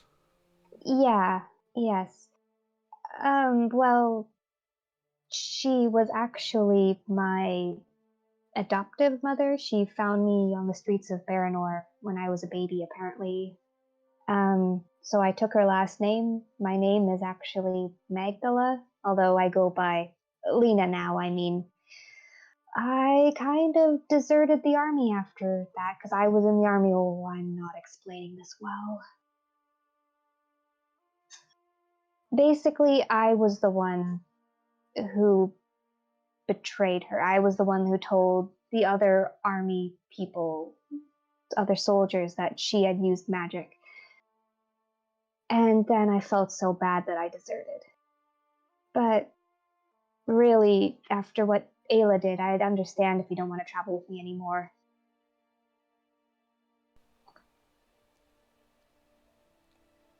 I have no issues with what you did. You were younger, you did what you thought was right, but you came to see that it wasn't. What she did was sell people out for her own needs. There's a clear difference. Yeah, I guess that's true. I mean, I was given a very big reward. I was promoted, I was given so much, but I just couldn't deal with the guilt. But I mean, I guess it was a kick in the pants anyway, because she ended up being some kind of person important in Tessera. I don't really understand how point A went to point B. Grand Inquisitor is what they called her. Yes. To be fair, I've not been entirely honest with you or the people we've travelled with as well. Lies upon lies, you people. How much do you know of drow culture? Not much. Basically, just what you told us. I mean, we weren't really taught about drow in the army. Guys kind of stay among yourself and us among ourselves. In drow culture, it is a matriarchal society, so women have all the power. Men, at best, are second class or slaves.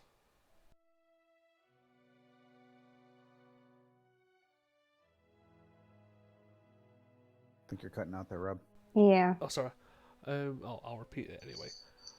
In drow culture, it's matriarchal society, and men are either second class or slaves. Oh, is that why you left? Oh, as I had magic, I was of use. I came to the surface to find out reason of why Nogosvad was taken, to try and barter for freedom.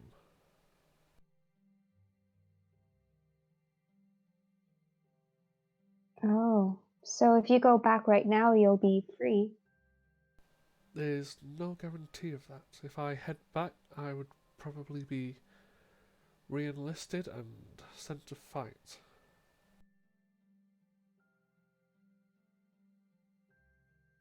Do you want to go back? Aren't you kind of free right now? Yes and no. I was allowed to come to the surface to search for this information. They know that I'm up here, so if word gets back to them that I am purposely avoiding them, I don't see it ending well for a civilization known for their assassins. Right. That's kind of like a terrible choice on both sides then. That's why I'm trying to find magical power or information. I'm trying to, what it comes down to, barter for my continued existence. Well, if I mean, I'm not magical by any means, but if I can help you find something or get something, definitely let me know. And also, if we ever go up north, just keep calling me Lena. I don't know if I'm going to be arrested for deserting the army. Well, it seems we're both going to have to be very careful going forward. Seems like it. Well, for now, we should probably get some rest, and tomorrow we can pick up some supplies. Yes, definitely glad I got that off my chest. Thanks for staying with me regardless. and you for me. Just know that as I said with Ayla at the time, even though it turned out to be a mistake, I'm not going to judge you, and whatever you decide to do, it's your decision. Lena will just smile and head up to her room. So it's just going to fucking collapse.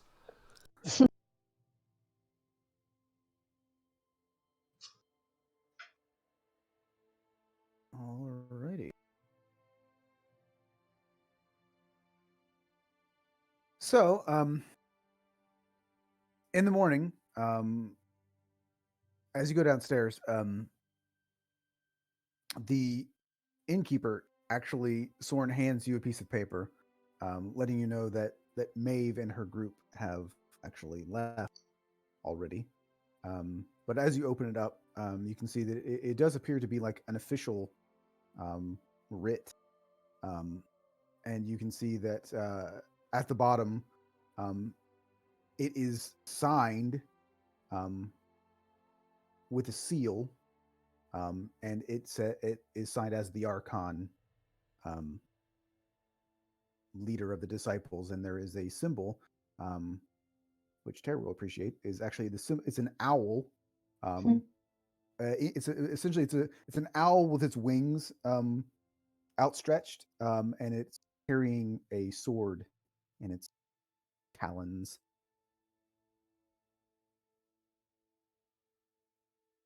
I'll thank the barkeep and wait for Lena to be ready before we do our shopping. Yep. Lena will come down shortly after, grab a quick breakfast probably, and then be ready to head out.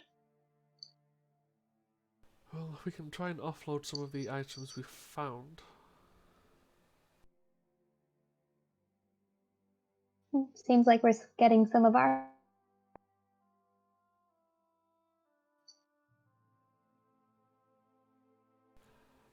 Yes, I may also need to pick up some materials, if you don't mind me spending a little bit of money.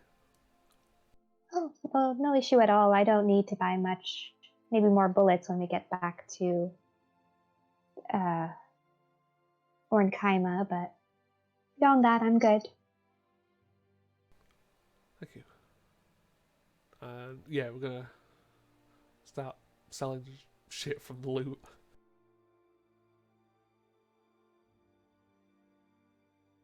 Would we have to go to Iffelrim to sell the flute? Probably, yeah, because they're not going to be able to resell it here.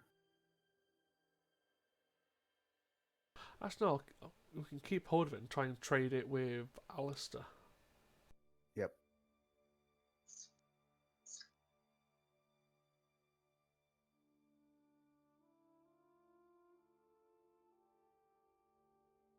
But I'm thinking this is completely outside the game. It's just me talking. These are the kind of things that I love about D&D, though, because it's like, even though Ivar wasn't around like that long, he has you guys probably you won't even realize it, but like he has such a huge impact on the course of this game, given what he was able to discover in the short time that he was around. So like finding out that Maeve was a vampire, like this whole scenario would have been completely different if he wasn't a paladin. And also keep in mind, he recognized that Alistair was not a human. So I just love this kind of stuff. It's great.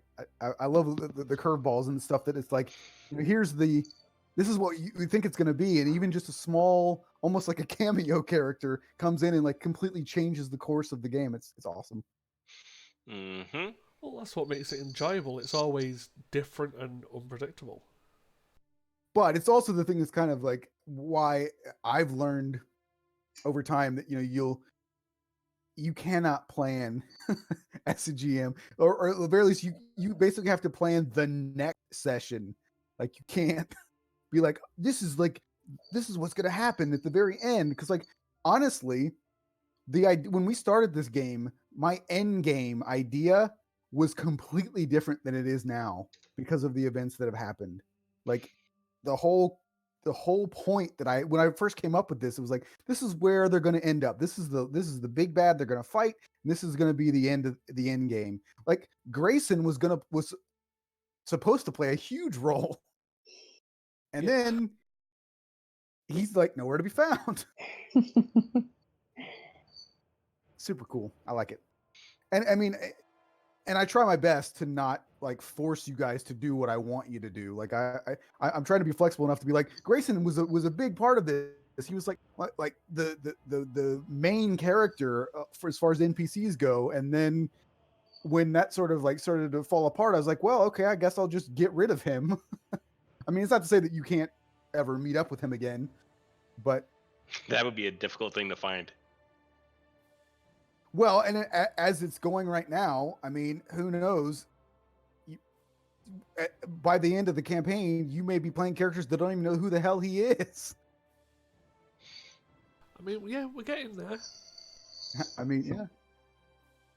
I mean, Lena met him at the beginning and then stopped working. I mean, she actually has kind of even a stronger connection in the sense that she spent a lot of time with Mally and Grayson's daughter, but yeah, but she wasn't there for all that whatever secret talk initially. Yeah. And then you lost the portal to get to Grayson, so that kind of threw everything for a loop as well. Anyway, sorry, that was just sort of a sidetrack. But I mean, I don't really know what you guys want to do next. I mean, obviously, if there's anything specifically that you wanted to sell that you don't know the cost of, I can tell you that you can basically sell anything that's not magical, and I'll just say that you can just take. So like on the loot one, like for where you can get like those empty potion flasks and stuff. Like if you want to add 33 gold, you can do that, and I'll take that off the loot thing. Yeah, I'm just adding it all up now, so add it to the overall gold. So all the stuff that I have on there, I'll delete my posts when you figure out how much you. So the only thing left is the jeweler's tools, the dust magnifying glass. We already sold them. Didn't we already sell them? No, we got. No, that was different. Those were the. The other, like the masterwork. Yeah, the lapidary ones. Yeah. Okay. So is everything in that bit? Skulls, cause is everything in that bit worth 10 each, including the tools, the magnifying glass? Wait a minute. Those would be separate. So what does the player's handbook say for? So I know it's 10 each for the lapis lazuli and the green azurite. The jeweler's tools, you would be able to sell for 12 gold. Probably not much for the magnifying glass. I'll say you can get a gold for it. Yep, so you can take everything off bar the flute and the scroll of feigned death. Hey, Soren, here you go. Yay! I mean, I'd flip you the birds, but he's only got one. Yep. Dude, so like just reading through some of this stuff, it's so cool. So the next thing is we got to figure out how to get him here. Yeah. I mean, he could work for Alistair. He would definitely know the Archon. Or know. Oh yeah, the Archon. Shit, maybe I do know her. Maybe she sends me. Yeah, so I've updated the honestly, I mean, if we really want to do that, I mean, like, this guy could have been one of the mercenaries. She told to stay behind? I mean, he could be one of the disciples. Would you like to be a disciple? I mean, I think it would be cool. She told me, like, to stay behind because you guys have done good work, but they lost a person. Yeah, I mean, that could work. and then we can just have you introduced right here. And then as you guys are walking out, your character could be, like sitting out waiting for you guys to come out, and then he could, come and introduce himself and explain. Like, look at this shit. Look, you could literally terrify someone by talking to them for a minute. And this is probably one of the coolest abilities I've ever seen in D&D. You can take a person's persona, like when they die, you can absorb their like spirit and use it as a disguise. That's fun. It looks so cool. That is really cool. And you gain like common knowledge that it had, like so like you would know its address and shit like that. Yeah, see, these are the kind of stuff that like the coolest stuff that I think that Matt Mercer does well, and the things I like a lot about Critical Role is the cool scenarios that he sets up for players to use their sort of like social skills, like not combat skills. Like that's one thing I want to be better at. That's actually one of the reasons I chose this bard, because I mean you could take the other one where it's like cutting words, like all their stuff is kind of based off of combat. Yeah. So like that's definitely something that I want to get better at, and this thing that I like honestly the most about Matt Mercer's style is setting up really cool, like just like thinking back like when they went I can't remember it was very very early on in the campaign, when they went to whatever I can't because it's been so long since I watched it, but the where they met what's his face, the shopkeeper, the guy with all the simulacrums. Oh my god! The invulnerable vagrant. Yes, I know. Yeah, I can't think of his name. Pumat Sol. Yeah. So whatever. I can't remember the name of the city that they went to. But just that whole scenario, even just like their shopping episodes, like he sets up like his events, and he has like the guy that's going to take them on a tour and explain all the situations, and then they go and like they go to like the bookstore, and they do like he does a really cool, like he has the ability to really set up interesting like social scenarios. And like when they went and they tried to sneak in and steal the documentation, so like Molly went in and they try to disguise themselves and go into the hospital and stuff. And it's just like, I really like that kind of thing because it didn't turn into combat. Are we still doing you take average if you roll a 1? Yeah. Okay, so average would be 5.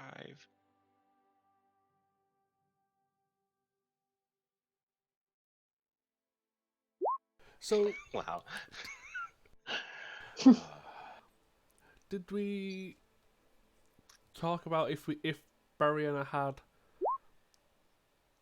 or that I could melt down into engraving runes? They do. Bariana does not have a blacksmith. No, like so I can engrave it onto his skin. Oh, I'm sorry.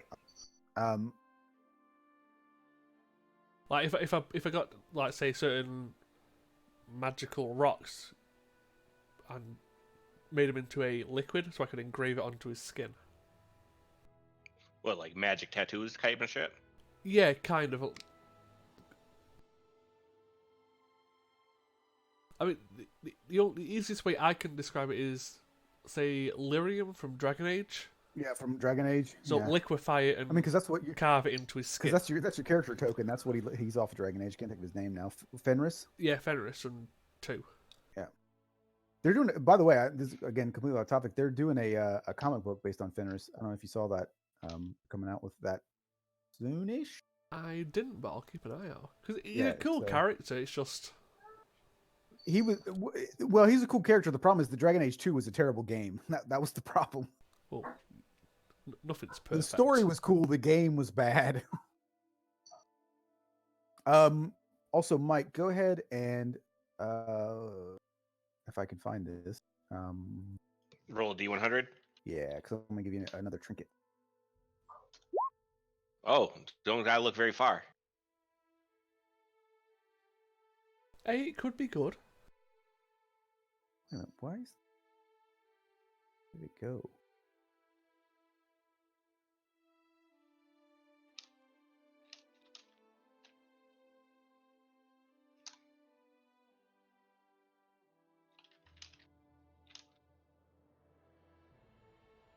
That's where I have way too many different things through.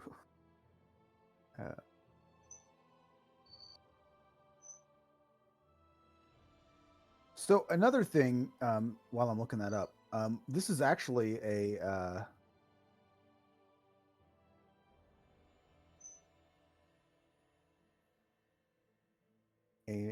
Matt Mercer thing. I don't expect you guys to look at it right now, but I'll put it in Discord right now. It wouldn't be applicable, probably. I mean, I guess it could be, maybe. But I'm open to this idea if one of your characters dies and you don't want them to go away entirely. Oh yeah, I saw that. I mean, it's a cool idea. Yeah, I mean, I'm open to the idea. This isn't something that Matt came up with it, but I don't think he spent a whole lot of time refining it, so I don't know how good it actually is, but I think it's an interesting idea. I generally am one to just my characters die because it's interesting, but I'm open to that idea if you happen to have a character that you're really in love with and you don't want them to go away entirely. Why can't I find this stupid trinket list?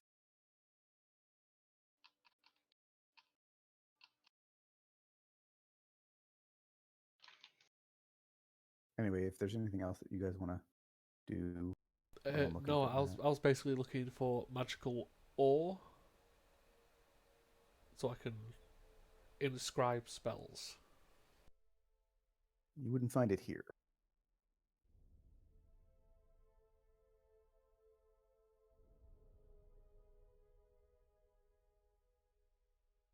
Well, never mind.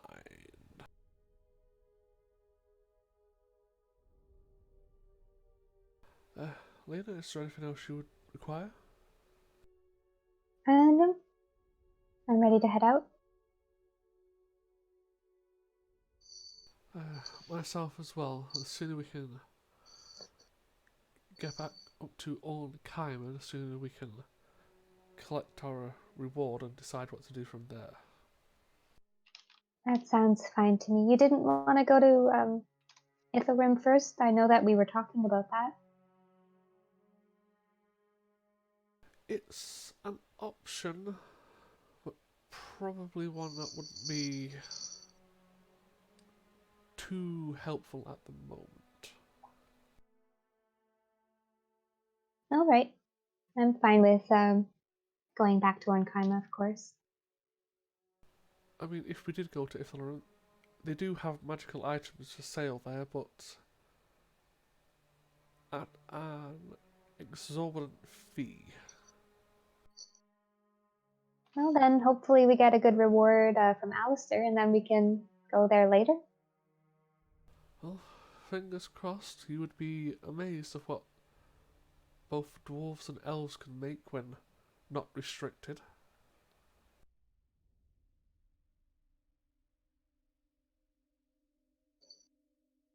Well, ready to head off then?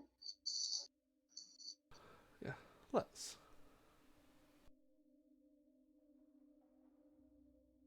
All right, so Mike, come up with an accent immediately, right off the top of your head. Go. Mm-hmm.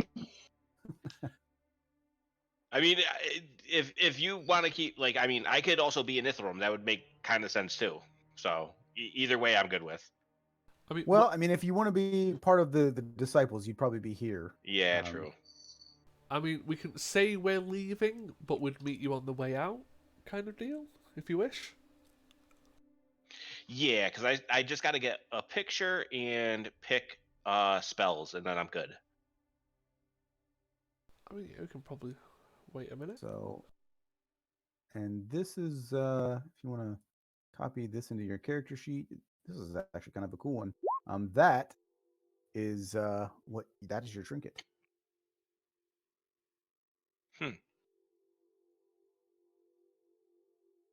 Nice. So you have basically two knucklebone D6s that instead of a 6, they have skulls on them.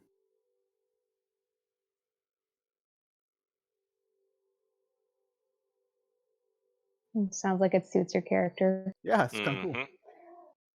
What'd you get for a 7 on a table?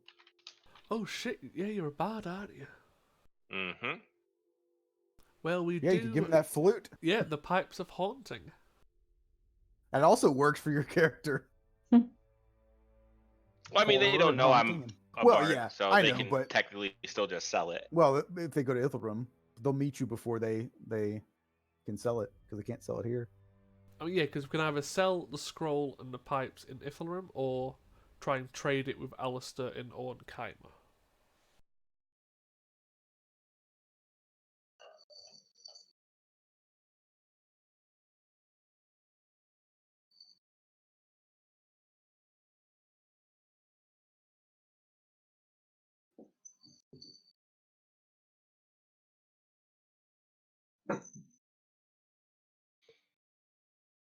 Yeah, so in the grand scheme of things, we're not too poor. We've got over 600 gold. Yep. That's not too shabby for basically starting from scratch again. Yeah, because didn't we have that pile of 3,000 that happened to disappear with all of our magical gear? Mm-hmm. Nah, it wasn't too big of a loss.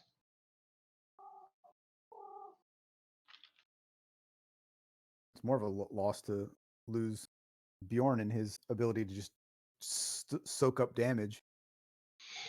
Mm-hmm. I mean, that's what Sauna's for. I mean, I was thinking about just saying Bjorn will come back, but I mean, oh, he's so much fun, but I don't know what his reason would be to come back right now. Like, Yeah. I think it would have to be where they would find him Right. or send for him. I mean, if you can get some more, somebody can learn the sending spell or get some more of those paper birds, you might be able to contact him. But currently, you would have no way of knowing. I mean, you would have like a general idea about the direction that he went if you were assuming that maybe he went back to his camp. But given the discussions that you had, you figure he wouldn't necessarily have done that either. You knew that he was going to go to Ornkheimer to look for Sten and Utha possibly as well. When you went to Ornkheimer, you obviously didn't see any of them.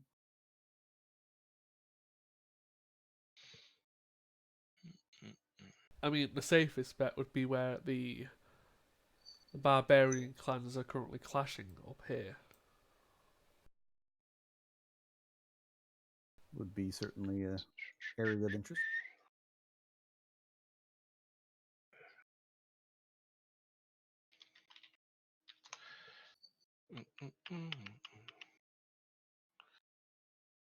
All right. Well,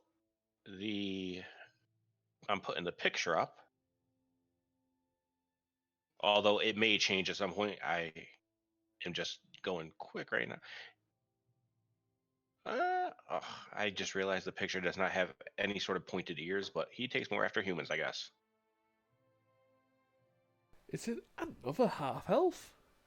Yeah, they're honestly my kind of my favorite race, like because they're kind of made to be like not fully accepted, but also it's kind of like cool. Like I don't know, it's weird.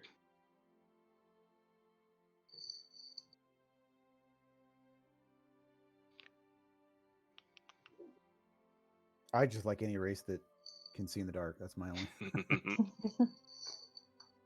So I've never played a bard, so my spells, it tells me how many spells I know. Okay, good. All right, so at level 6, I will know 3 cantrips and 9 spells. Of course, my favorite character of all of the ones that we've come across so far is Utha, Bone Snapper, because she is a half-orc barbarian, which is the best combination in the game. I mean, Goliaths are pretty fun. Yeah, but the Half-orcs are that- vanilla.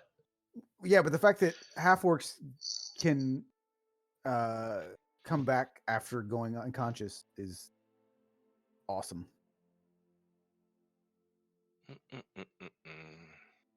Oh, I gotta think of. I am so bad when it comes to thinking of names. Well, that's why I use Fantasy Name Generator. Here, You give me a know, second, and I'll we'll just give him a fake name. True. Yeah, like true. the I could do Archon. that. Yeah. Hold on. I'll give you a something to maybe. My alias is Dave. Hi guys, call me Jim.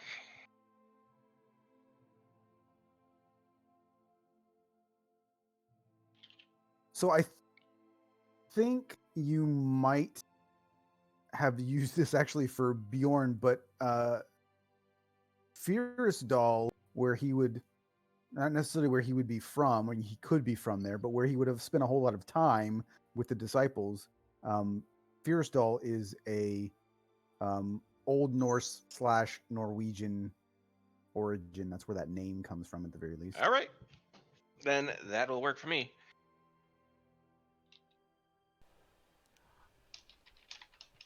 Yes, my name is Bjorn too. Bjornsson. Fyresdal is actually a town in Norway. Not where I got it from. Obviously, I stole it from The Witcher because it's where I take all of my ideas because I'm not original. But What? Not original?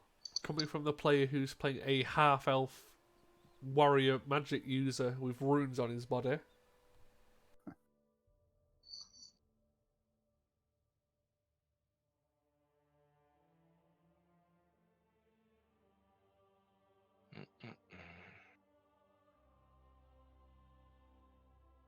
I mean, I feel like with D&D, it's difficult to not use. I mean, at this point, like D&D in and of itself, the origins of the game are basically stolen. So Yeah. I mean, every character concept you could possibly think of has probably been done.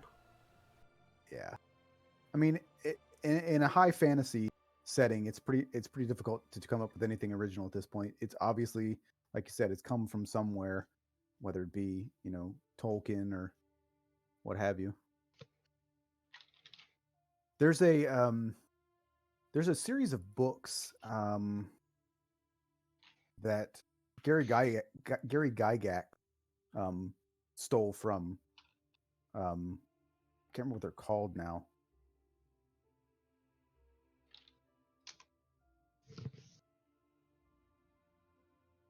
I'm gonna look it up because I kind of wanted to read these books after I.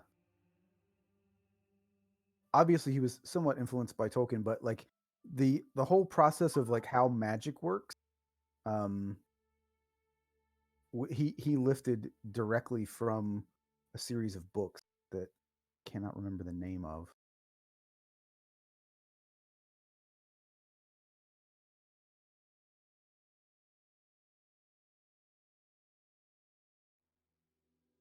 But I mean, obviously, D&D takes from a lot of stuff, like the city of brass, that whole like, and the Ifrit and all of those, like that's all taken from like Arabic folklore, and like golems are like a thing from Jewish folklore. There's all kinds of stuff from Greek mythology, like Medusas and stuff like that. I mean, look at, say, Firbolgs and elves. And the Fae in general. That's taken from fucking Celtic mythology. Yep. There's a series of books called Three Hearts and Three Lions. It was written in 1961, which is quite a few years before Dungeons and Dragons.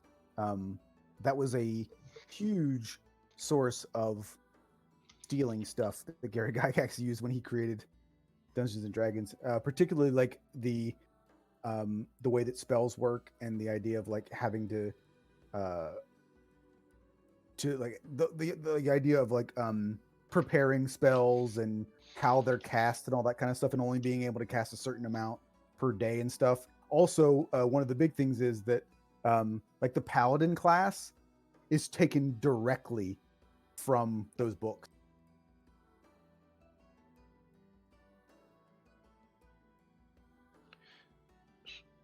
So I don't feel too bad about like taking stuff and putting it in D&D when the fact that D&D in and of itself is taken from a bunch of other things.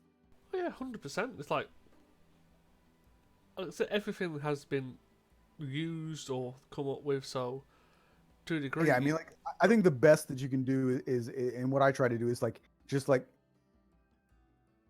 take pieces of other things and then hopefully put them together into something somewhat unique. So like for me, taking vampires from The Witcher and putting them in this so that they're not your stereotypical, oh, I can't go across running water. Like, I don't even know where that comes from, but that's the dumbest sort of like foible of a vampire I've ever heard of. Mm-hmm. So I take all that stuff out, and What? So you're telling me if I have my tap running, a vampire can still come towards me? Well, that's just yeah, fucking stupid. exactly. Yeah, that's dumb. That's dumb. Mm-mm-mm. Okay, name is done, picture's done, and I am now just picking spells. All right, I will remove Evar from the map. So, Matt, have you actually got anything prepared for Ithilrim? A little bit. I mean, I've got sort of like the bazaar sort of set up, but if you want to go on adventures, not a whole lot at the moment. I mean, we could stop at the markets. We don't have to buy anything. I mean, there's not a whole lot going on in Ithilrim at the moment anyway. And generally there isn't, just because it is sort of that considered neutral ground. All right, so how many spells did I say I knew? Does anyone remember? 9. 9. Okay, good. All right. But yeah, it can't harm to have a look. And do I get to change spells after I level up if I want to change an old one? Probably, I think most classes get to do that. When you gain a level in this, yes, you can choose one of your bard spells to know and replace it. Okay. I think that's only sorcerers and bards. Well, but other classes like wizards don't need to replace them. You just have them all, and paladins have them all, and clerics have them all. Like, you know all the spells to begin with. You just choose which ones you prepare. Not wizards. Wizards, we do have to find them. Well, yeah, but I mean, but you don't have to like replace them. It's like, oh well, I'll just get a new one, but you don't have to like get rid of the old one. It's like in your spell book, you still have it. I mean, if you have a spell book. If you have a spell book, correct. Yeah, if you guys want to, if that's where you, I mean, obviously you have to introduce yourself to a new character, but I will pull up a table that I can come up with other, unique things that might be available. So I get all my spells they're all, so I don't have to prepare as a bard then. No, you just get them. Okay. Yep, you have them. All right. So I have my full list. Okay, good. The issue is that you don't have. If I recall correctly, you don't have very many spell slots. Oh no, I have 4, 4, and 3. Or Yes. I'm sorry, 4, 3, and 3 right now. That's not too bad. I mean, by comparison to other classes, it's not great, but because I just remember when I was playing a bard, it's like I would end up running out of spell slots seemingly kind of quickly, and then I'm left with like, oh, I got a crossbow. Suck, but they have some pretty decent cantrips you can kind of play off of usually. Ray of Frost. I always like to take the acolyte feat when I'm a spellcaster, though, just so that you can dip into other classes.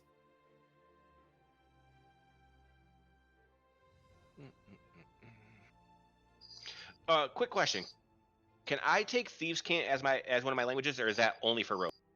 I think that's only a rogue. Unless it comes with a background. No, I got criminal background, but I don't get Thieves' Cant from it. Then no, I think it's only a rogue thing. I think it would be something that you could, depending on if you met the right people, could be something that you could possibly learn later. Okay. I would allow that, but I mean, not to start with. Because Sorn technically started with the criminal background, but I don't have Thieves' Cant. Mm-hmm. Okay. Well, just because I get Common, Elvish +1 language for being a half elf, I just didn't know if that was a possibility. I think if you find anyone who, I mean, if one would probably be the place to look, I suppose, but.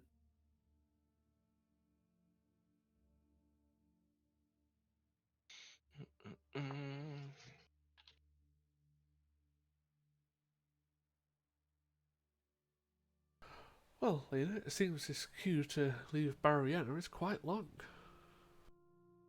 Yeah, seems like it. Something's holding them up. I wonder what it is. I mean, you guys just walked out of the. Or wait, did you guys bring the skull or no? No, we left the skull in there, Okay. but we got. I was gonna say you guys just brought a skull of a fucking thing. But we did get written confirmation that oh shit, they did actually kill that thing.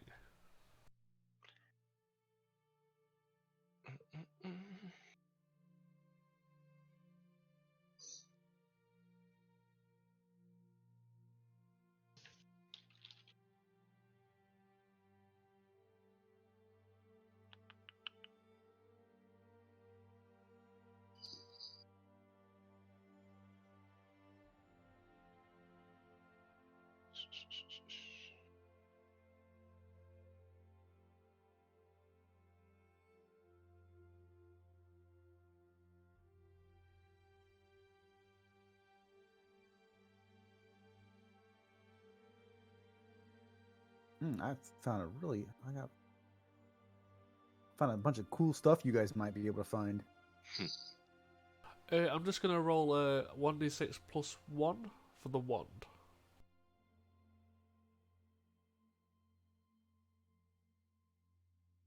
So yeah, it's technically back up to full.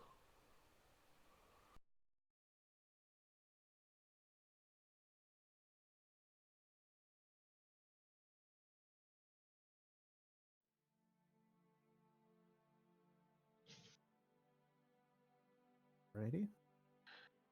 I mean, So, that's something else. as you walk out, I assume that you can see this man. That Mike, you can describe if you'd like. If you know what he looks like. Yeah, let me just go ahead and pull up that picture real quick. Oh yeah, he's not dressed as he looks in that in the picture. He has on just very dark hooded robes, crossbow slung over his back, and like you can't really even see the top half of his face. Like everything like from right above the bridge of his nose up is like covered by the hood. It's just very, very dark clothes, just look like common clothes.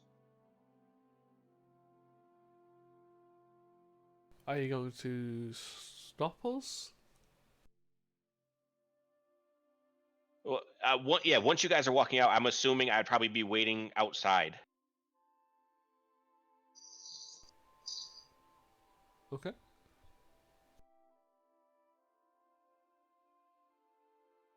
But yeah, when you guys are coming out, he kind of he's standing off to the side, and he'll just like wave you down a little bit, like calling your attention over towards him. And he's like got a little bag on his side and a backpack that he's like still packing up a couple things in.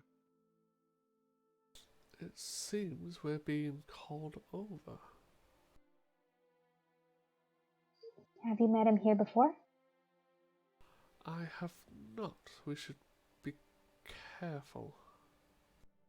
I'm assuming, Matt, the way I described it, he's kind of dressed like the rest of her people were. Yeah, for the most. So I mean, I don't know if you guys would recognize that he is in the same kind of clothing and stuff. Well, I'll head on over anyway.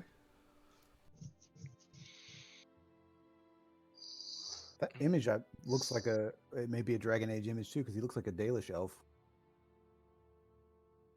Similar with the tattoos. Anyway. Yes, you wish to speak to us, I believe?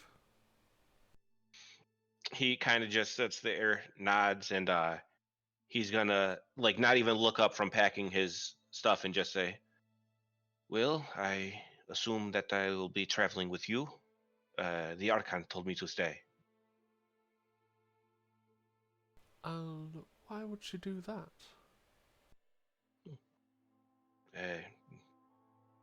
You don't really question her, but I'm assuming she said you had lost someone that you were traveling with, and perhaps I could be of assistance. Well, I mean, that's true. Oh, Yes. yes, technically. Look, I do not have a choice in this. She tells me to do it, and this is what. Well, So, thank you for your help and welcome to the group. And she glances at Sorn. Yes, sure, welcome. yes. Well, if you could just give me a few moments, I will finish packing up. and you see he just has like he really doesn't like have much. It looks like he was maybe going through some papers and stuff that he had, and he's just like sorting them all together and putting them back. You have everything you need. We're heading to Ornkaima, right? Jesus. Oh my God. Guys, I didn't want to tell you I'm actually a Titan. Oh, even bigger. Even bigger. Because I will soon engulf the whole world. Everyone shall know me. I feel like your bard that you were playing in my game, Matt. I have one damaging spell and it's Vicious Mockery. yep. But he was super cool to like mess with everything. Oh my God. I can't fix this because Roll20 won't close the stupid screen. Can't you just select it and delete it? No, because I can't click on the token because the Oh, and I actually don't have control of it either, so I can't either. yeah, there's a there's a character sheet open, so I can't like select it to make it smaller. So, considering who you work for, and someone will just say this quietly, what's your take on people with, shall we say, abilities? He keeps packing up, and he doesn't even look up, doesn't do anything. You kind of just see him like just point at you, like kind of not even really paying attention, and in your head you just hear, "Well, I do not mind." Ah, I see. Well, that makes things a little easier. And the last thing you see, he actually pulls something out of his bag, and it is just a little string instrument. It looks like a little like violin, viol, whatever you want to call it. And he just like has that attached to, he like puts onto a little like leather piece, and it just goes right underneath his cloak.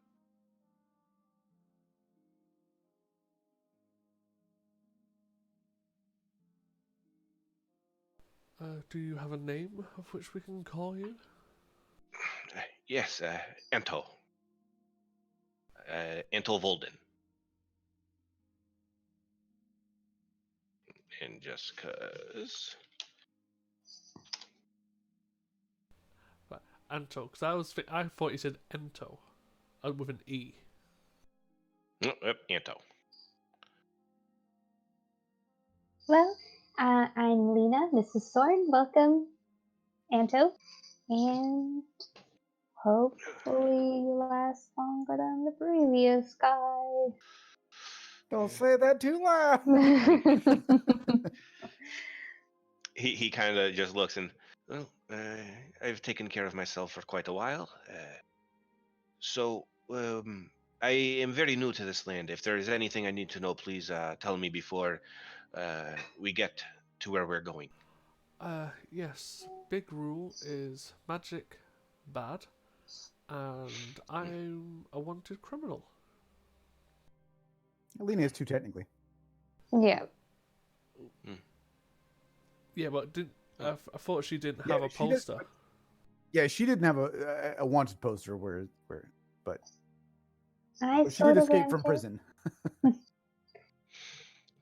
Well, I'm pretty good at talking to people and making them see things the way that I want them to, so yeah, we should be okay.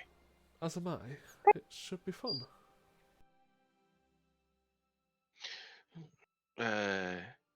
So, you're Lena, and did you say your name? I didn't catch it. Sorry, I'm quite distracted making sure I have everything. Yes, I'm Sorn. Please, I do not mean offense with this, but I've not met many of your kind. Only one other, and was not a pleasant meeting. Yes, we do have a rather poor reputation. Well, for what matters, the Archon spoke highly of you, so I have no doubt. Well, that's very kind, but for now, if we wish to continue to speak on these matters, it probably shouldn't be in the centre of town. There's not a whole lot of people out there right now, but yeah. So, I have. Well, actually, Matt, I should ask you. Did we? I'm assuming we probably came through the same wave, like right? We landed in here on Inshay and like made our way down. Yep. Okay. And actually, sometime this week, before the next game at the very least, I will give you sort of a rundown about the disciples, just so that you, if you want to kind of Okay. like build up a little Alright. bit. All right. Sounds good to me. But yeah, he'll just say, I do know most of the main ways of thinking in this land, but not much about the individual settlements. I've walked through some of them on our way down, but did not get to know too much about them. Well, from my experience, the only place where people like us can be within relative safety is within Ithram.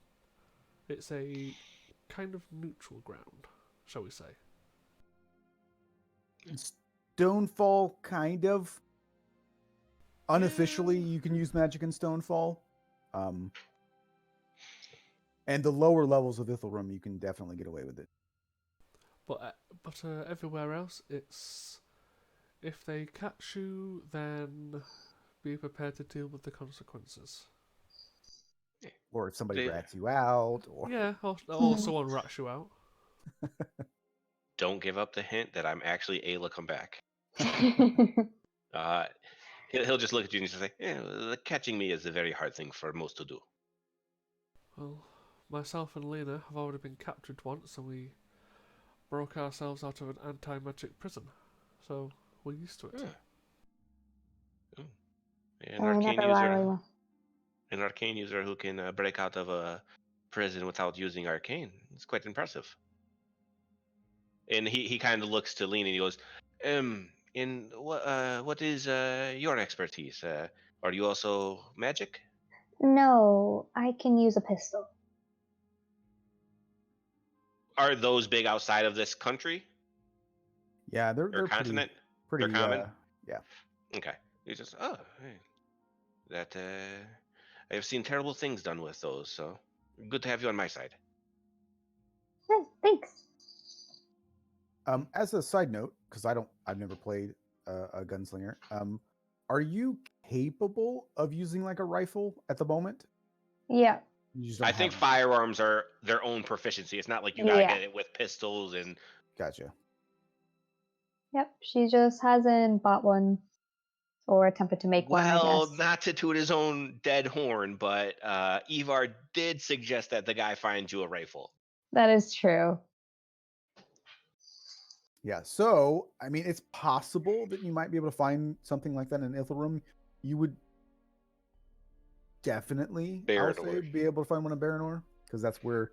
Because again, in this world, firearms are not uncommon, but but the dwarves are the ones who created them, so they are the experts. Now, you can of course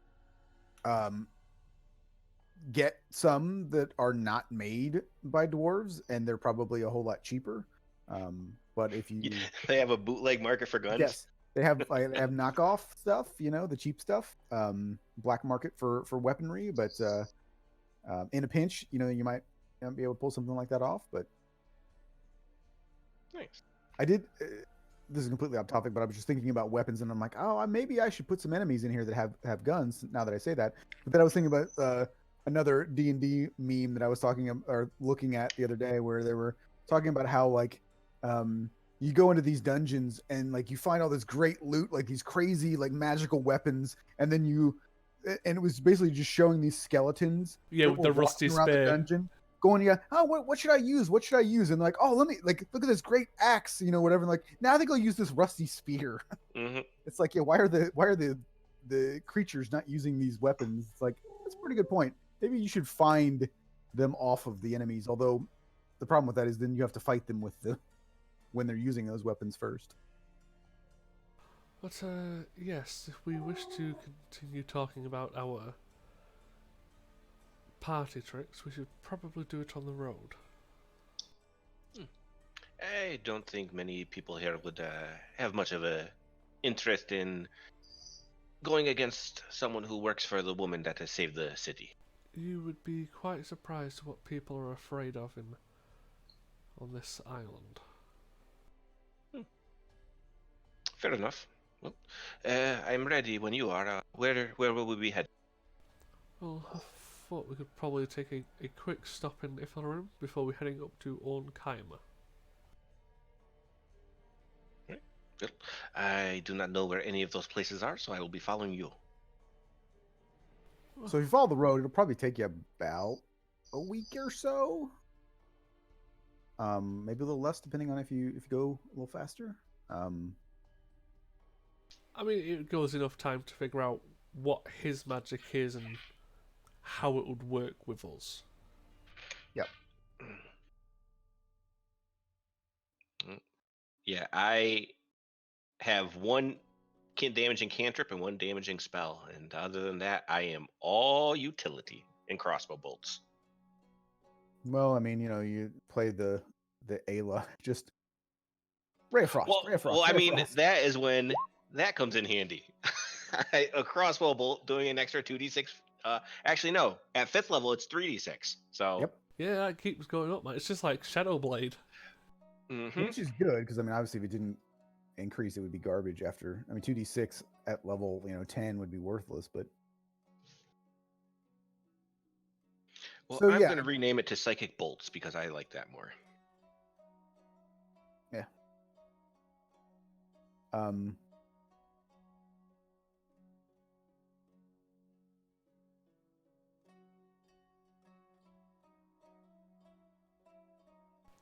So yeah, this week I will. I mean, I have it here. It's somewhat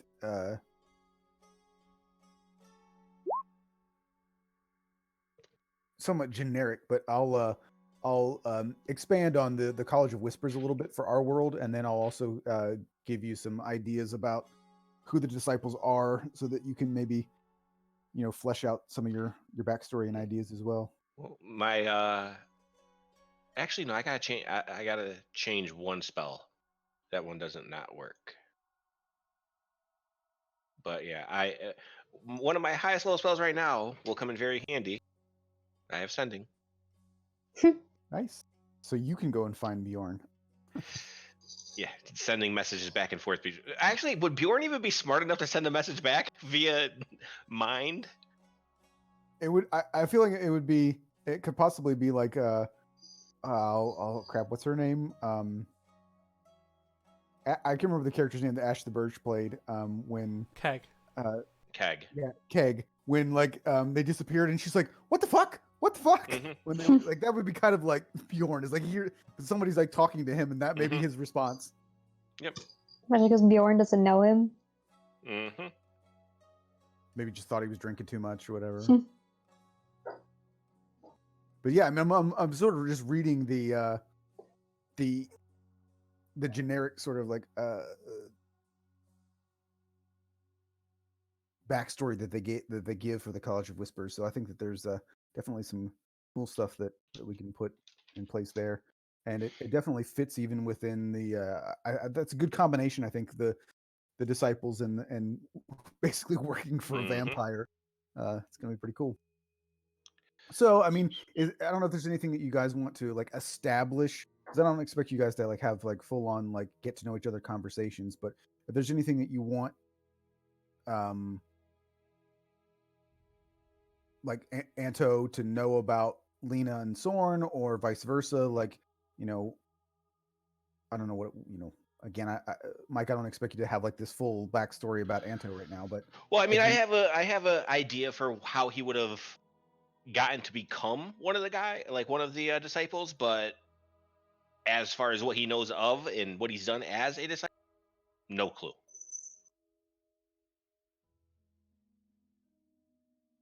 Well, you'll pretty much have all week to figure out. Yeah. But I mean, I don't know, like just if you guys want to, like,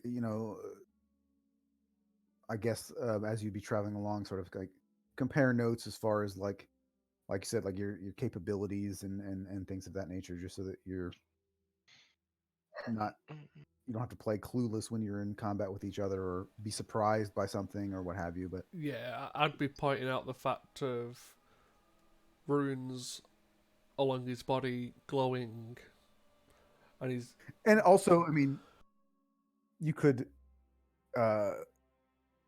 fill in Anto on the goings on of like basically what's happened in this campaign. Soren, mostly, since you're the only one who's experienced all of it. Just the whole scenario with like the Moonglade Lodge and Grayson and working. I mean, obviously you don't have to tell him all of this, but if you choose to, you could.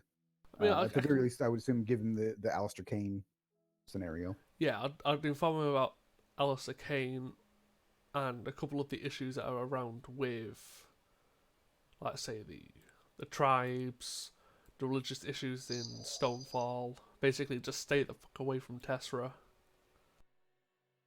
So like the basics of what's happening on the island, but apart from that, probably if it comes up, both me and Lena can explain it. Cool. Yeah, he will inform you guys that he is not a very heavy hitter like a firearm would be. So he is going to be able to make sure you guys don't die and help with that kind of stuff. And he's very, very persuasive and all that. So it's And here's me thinking you could keep me safe. Clearly, I look very frail. The Bard has the most hit points, by the way. yeah. I mean, Yeah, I'm I'm a at wizard. 50. I'm not supposed to have the Well, most hit I points. know, but Yeah, but you're a weird wizard. You're a melee wizard. I mean, that's your own choice. And Lena's a fighter, so she should probably have the most hit points. But she's down. Yep. It's only by one. You have one less than the Bard, but That Yep. means I'm 1% better. it also means that you may have more hit points, but you're going to need it because your AC is garbage compared to theirs. So Oh, absolutely. Actually, why is it that low? Is leather armor's really only 11 AC? yeah, you need studded leather armor for. Ugh. Yep. Well, But luckily for that's you, another thing made up for D&D. Studded leather armor is not a real thing, and it never was. Mm-hmm.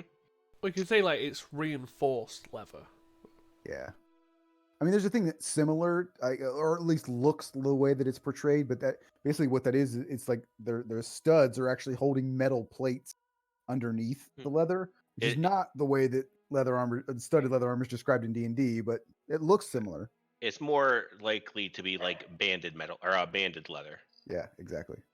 Well, luckily for you, we're heading to a town well known for its bazaar, so you may be able to find something a bit more protective.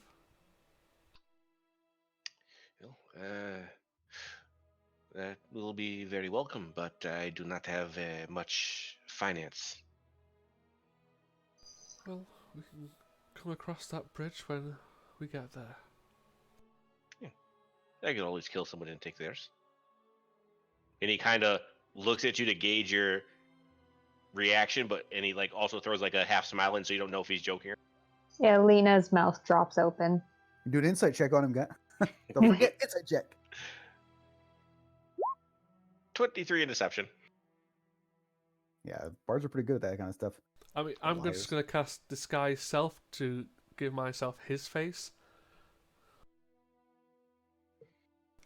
But it's always better to do it and leave someone else in the dirt. And he looks like you.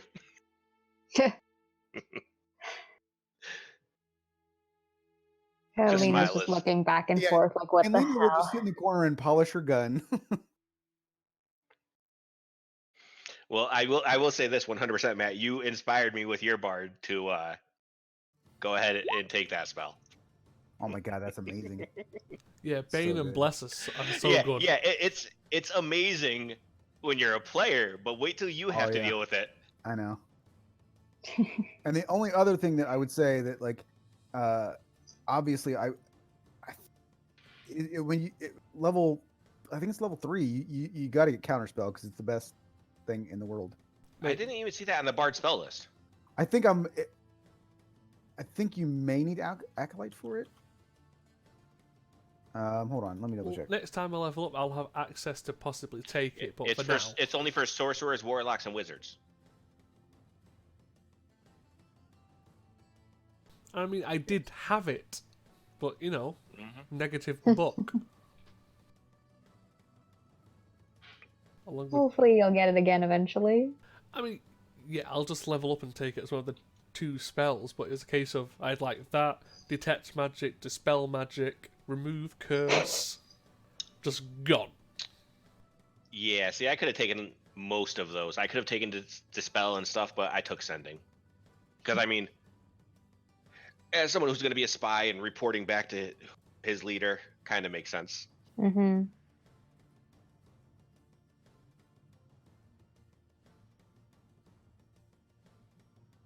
Yeah, I have no idea how he got counterspell as a bard because I don't see a way to.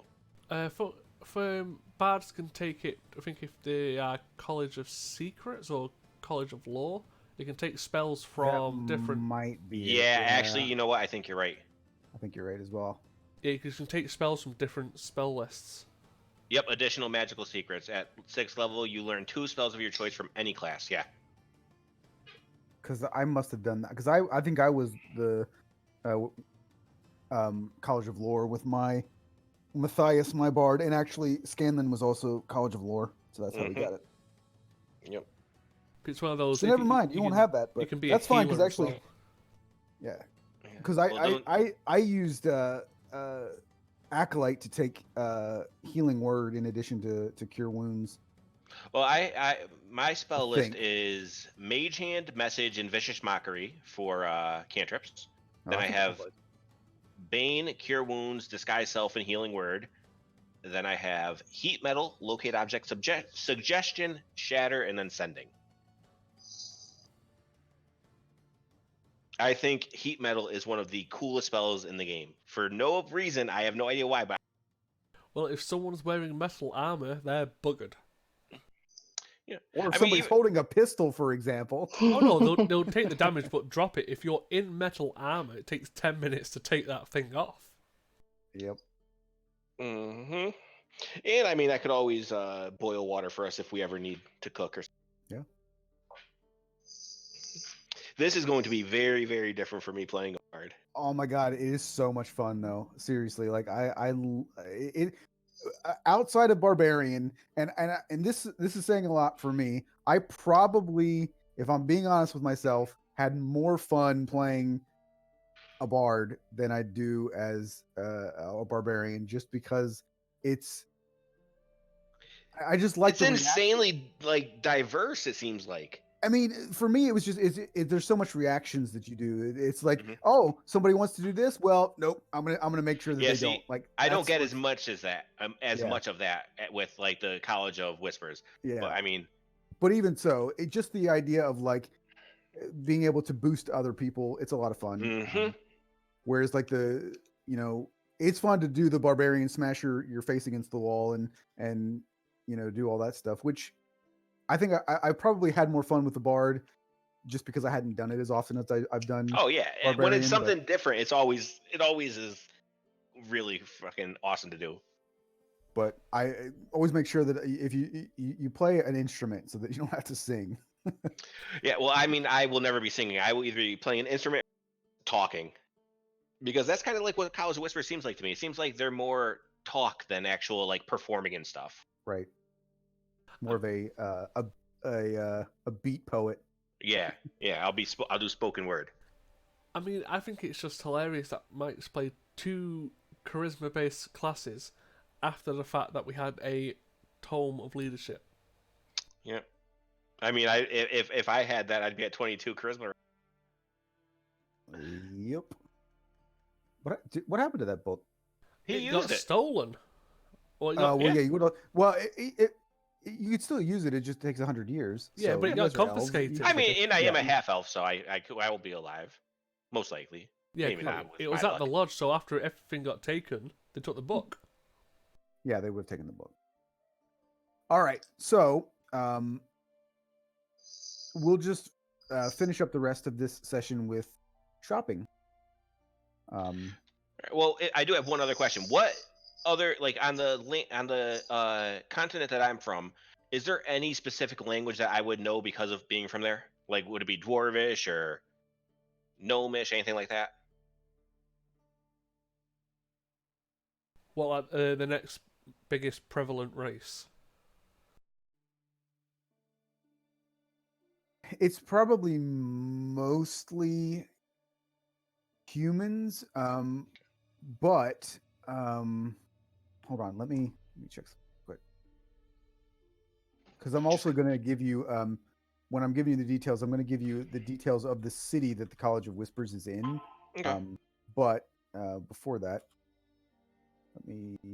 I would say that the majority of the people in Fearstal are human, but let me check one thing real quick.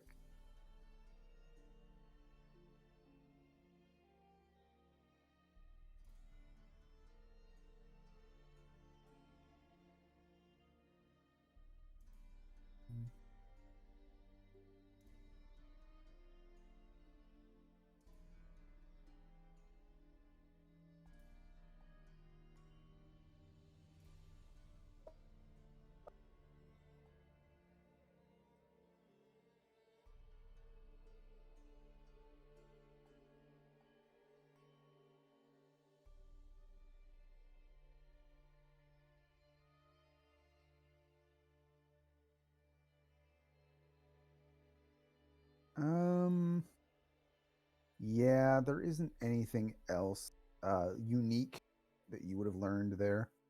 Okay. All right. Then I will just go ahead and say I also know Dwarvish.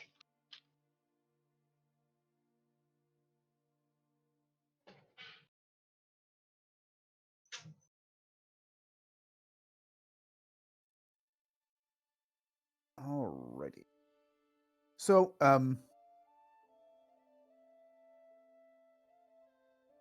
when you reach Ithilrum, you see that from the outside, the city is actually built into the mountain. It's pretty cool looking city. I mean, a lot of the buildings are actually literally carved into the mountain, so they're not even like things that they built on top of the mountain. Like it's actually literally carved out of the mountain, so it's a lot of stone buildings. And there's not a whole lot of there's some sort of basic trade that goes on at the outside level, I guess you would call it. But it's nothing that you wouldn't be able to. It's nothing you wouldn't find anywhere else. A lot of it is food vendors, and so like for example, Bjorn would his tribe would oftentimes trade like fish and stuff that they would catch, and they would assume that they would catch fish and dry it, and then they could take it to Ithilrum to sell. So if you think of it kind of like street food, street vendors, it's that kind of thing where, because there's a lot of people that in the general area that would be mining, hunters and things like that would sort of and there would even be a few probably smaller villages up in the mountains that would sort of like maybe it would be possibly selling a little bit of timber, and again hunting, so rabbits and things like that they would take. And so there's just sort of your general goods being traded on the surface level, and then there is the second level that you would go in, that you actually have to enter into the mountain. And it's as you sort of enter in, and it's pretty obvious, like there's sort of this large sort of archway in the back part of the city that is the obvious like entrance into the lower levels. And as you enter in, you can see the heavy influence of dwarven architecture here, where similarly to the outside, where buildings and homes are carved into the mountain, it's the same way inside the mountain, where a lot of the stuff is actually just carved into the stone itself versus them, building things in open caverns or things like that. I mean, you can see that most of the stuff are man-made, carvings into the mountain. So like the passageways that you're walking through and all of the stalls and everything are actually all unnatural, I guess, made by dwarves and elves and the like. And as you progress further in, and the light sort of starts to fade, and you can see that all the lights are torches and things like that. It starts to get a little, I guess maybe the best way to describe it would be it starts to seem at least a little seedy. And it just the atmosphere in and of itself just kind of lends itself to that, where you don't get a good look at people's faces. You just have that sort of like torchlight flickering. It starts to The air starts to get a little stale. You start to get some unpleasant smells, just from just the lack of air that comes through here, the fresh air that does. But you still hear people calling out for hey, I've got this for sale, I've got that for sale. Soren, I mean, you'd be relatively familiar with this place, so you wouldn't be particularly fazed by any of it. I'll even say that there may be a few places that you know of that you would want to go to buy certain things, and you really do have to go down a fair amount to get to the places that would be selling magical items.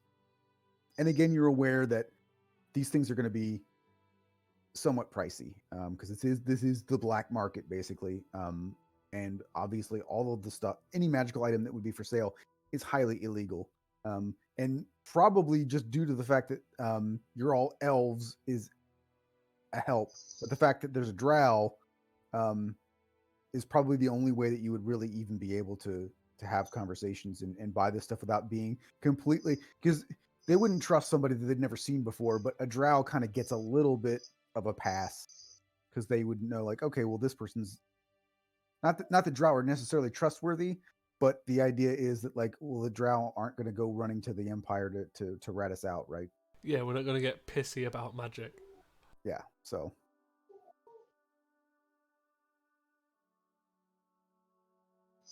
I'm not going to do any sort of like specific role plays of like the people that you would meet, but if there's anything in particular that you're looking for, and then I've got a few things that I can say that you can find as well. I mean, we could look into the studded leather for Anon, That will be helpful. but apart from that, it's a case of what have you got, and we've also got the scroll on the flute we could use for bartering. So, studded leather armor, which is just a plus 12, I think. Here would cost you about 50 gold.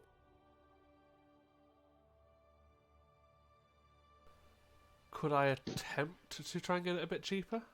To say it's for me? If you do so, you could do persuasion, but it would be at disadvantage. I mean, yeah, any attempts I'll at attempt to. disadvantage. No. And you would know that this is generally not a place that you barter too much. Like, you wouldn't want to make multiple attempts to try and talk somebody down. It was worth a go. Yeah. But yeah, let's make sure the new guy doesn't die after a few sessions.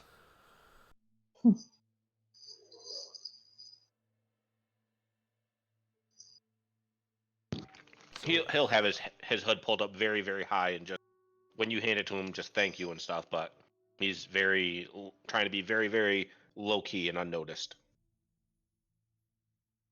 But yeah, apart from what you've got, it's a case of Does Lena have anything she would be very much interested in? A bigger Not gun. particularly. Well, maybe a gun, if it's a good gun, like a well-made gun. I try not to be a snob, but dwarven-made guns are definitely the best guns. Would you prefer a gun or a rifle? Ooh, a rifle. Still dwarven-made, but a rifle would be awesome.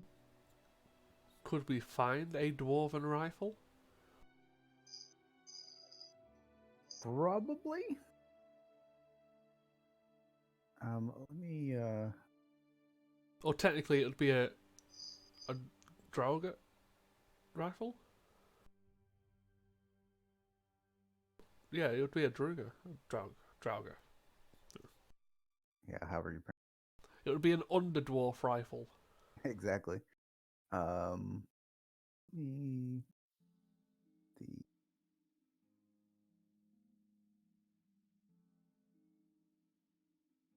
I think that's the only thing about fantasy settings is that sometimes words just don't connect.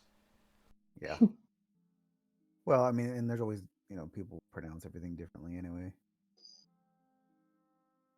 Like archmage and archmage and Like sigil and sigil. yeah, but that's just wrong. Like sigil is not a word. It's never been a word. Like he just said that wrong. All right, so I'm just looking at the firearms that are listed on the gunslinger because it's not obviously in the player's handbook. So he's got a musket and a blunderbuss and then bad news. Those are all rifles. Wouldn't bad news be the 3-shot?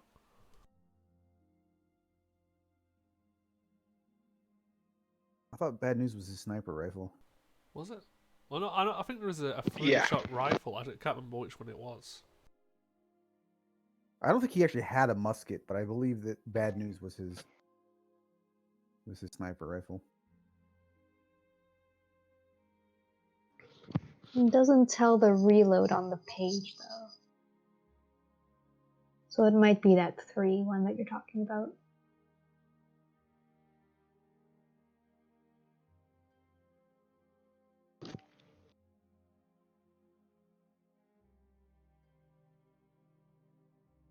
Yeah. Bad news is Oh, Pepperbox has. Oh no, I'm sorry. You guys were talking about the musket. Yeah, that's weird. It's the only one that doesn't have a reload.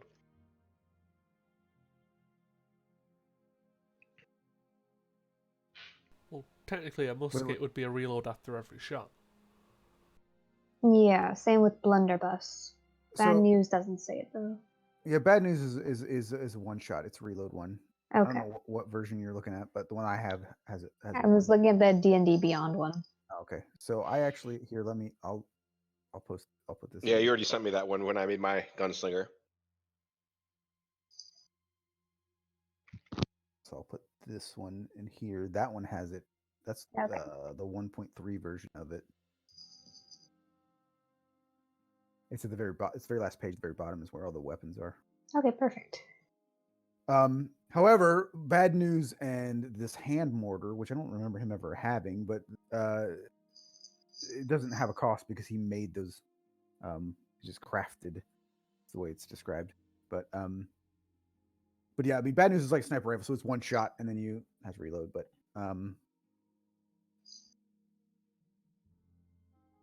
I would say at this point, like maybe the pepper box.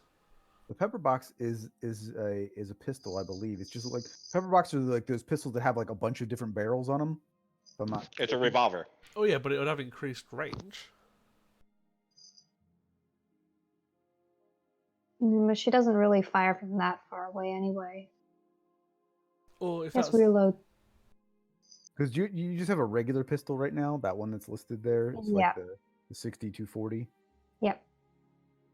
Maybe if we could find a dwarven pistol then.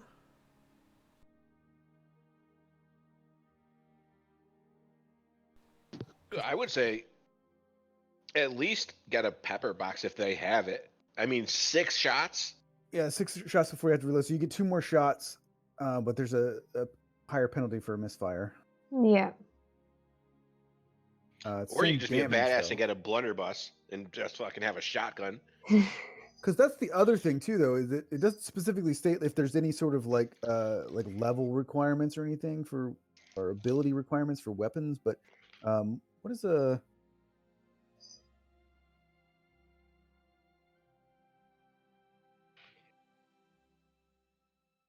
I don't understand why a blunderbuss and a musket would cost the same amount either. When they both do, when the blunderbuss does more. Oh, I guess the blunderbuss like it has a significantly smaller range. Well, that and it's only one shot. Well, the musket's only one shot too. Yeah, true. You're right.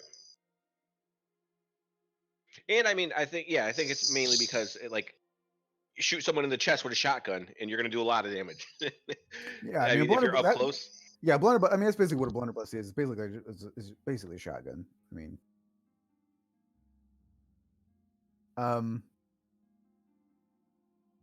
but here, let me do a quick roll here. Well, what would Lena prefer? Would she prefer a longer range or just something different? Like, would you want an up close and personal gun? Because you can still use the pistol too. It's not like you got to throw it away. Yeah.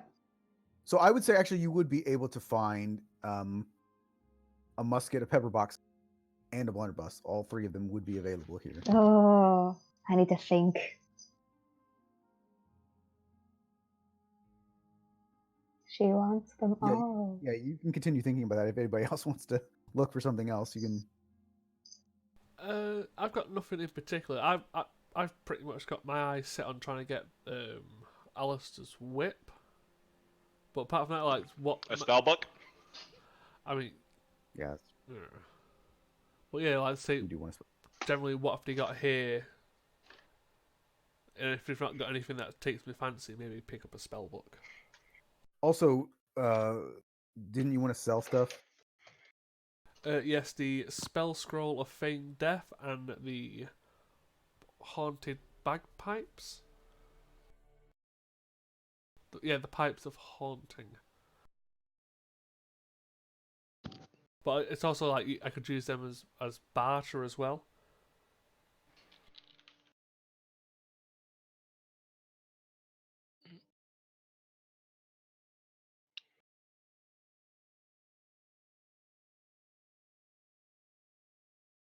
Well, I am not proficient with any wind instruments, so I cannot use them. Actually, I am. I actually no, I'm not. I mean, to be fair, someone's not proficient in any instrument, but he's got an 8 in performance. Yeah, but I mean, on those, it literally says You need proficiency. you have to. Yeah, you must be proficient in wind instruments to use these pipes. So you could sell the spell scroll for 100 gold.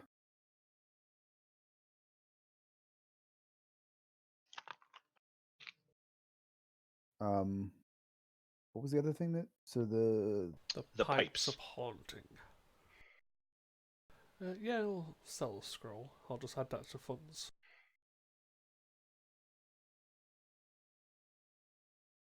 Okay, going with the blunderbuss.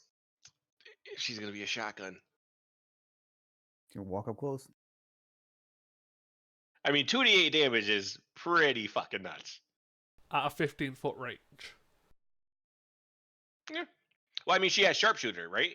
So she can shoot up to 60 feet.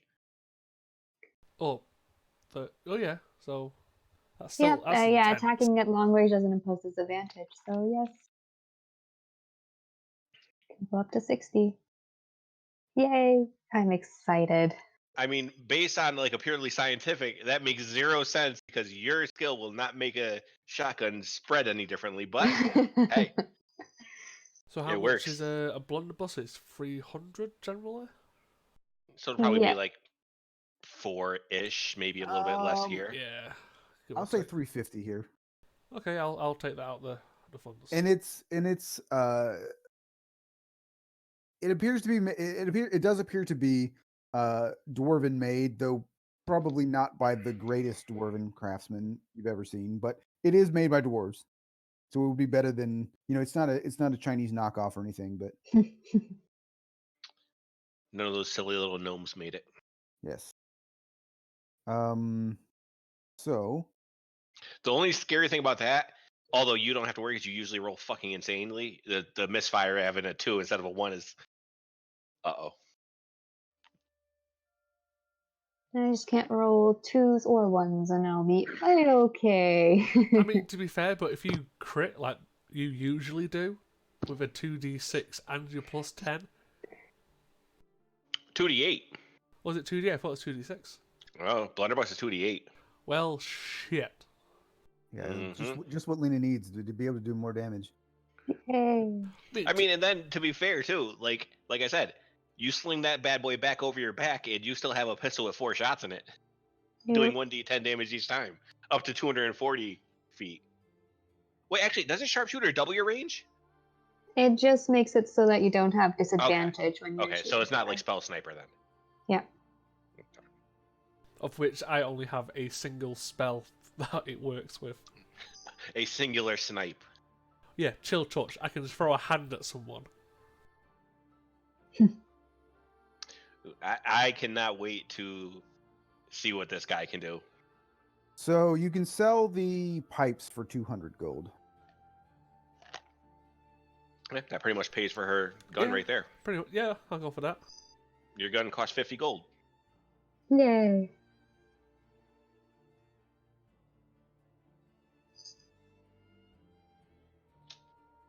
Then yeah, it's just basically seeing what's available down here. If nothing takes fancy, then I'll do this in. All right. This from the. And I'm gonna delete this from our.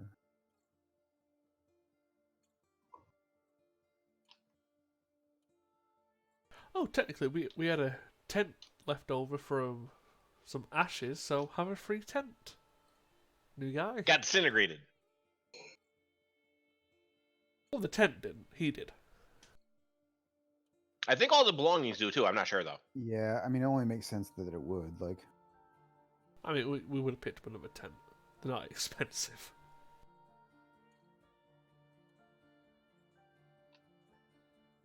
so how much money, guys? Do you guys have now? We have 500 and...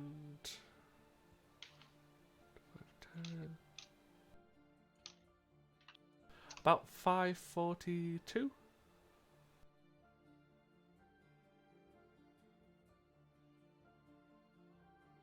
All right, so I rolled some cool stuff that they have available, but you probably wouldn't be able to afford any of it anyway, so I won't even tell you about it. Is there anything we can afford?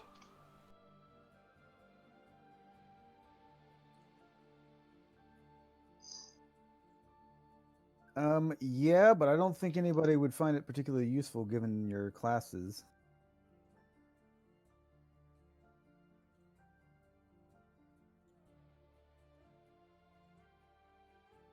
Actually, no. The thing that you would be able to afford requires attunement by a ranger or a druid.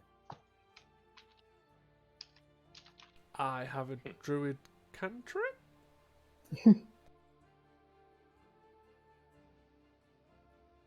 But yeah, I'll probably pick up a spell book. So that would be about probably 75 gold here. Well, it's gonna, I'm not going to get it from anywhere else.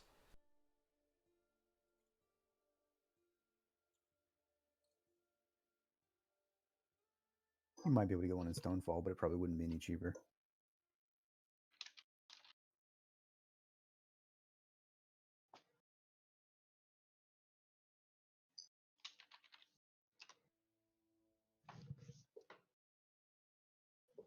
So, I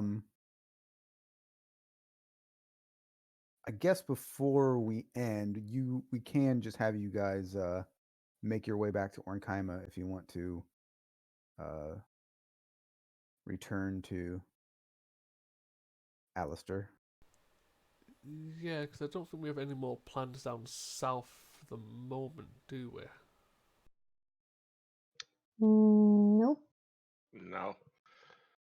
So, yeah, might as well head back up and hand in the quest. Jesus. So I don't remember. Did he offer you a monetary reward as well? He did. For undead killed. Yes. Which is why I purposely asked for notice of what we actually killed down there. That's why I asked Maeve to send people down to confirm what we killed. Do you remember what I told you? How much it was though? I do not. I want to say I think it was 100 gold per head, but I mean that sounds ridiculous. But I also remember thinking it was ridiculous when you offered it, so I'm not sure.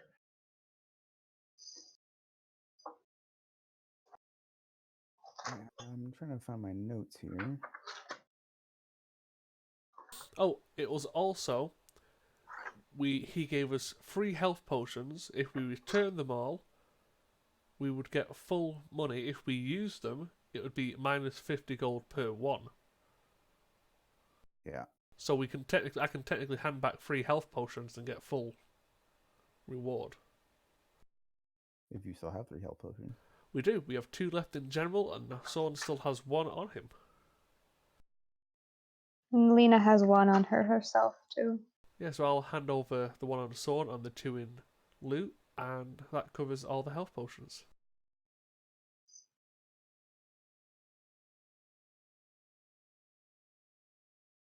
So that's technically 150 we're not losing.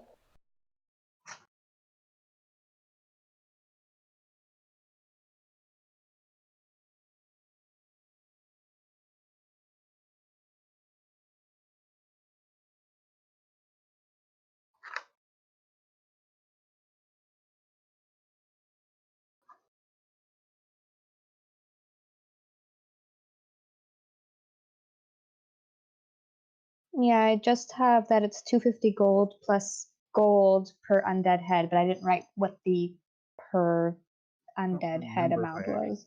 told you specifically, actually. I do a terrible job of tracking all my previous notes. I mean, it's not like I do any better. I have like all of my like synopsises, but I don't like put them in order, so so I don't remember like which one is which.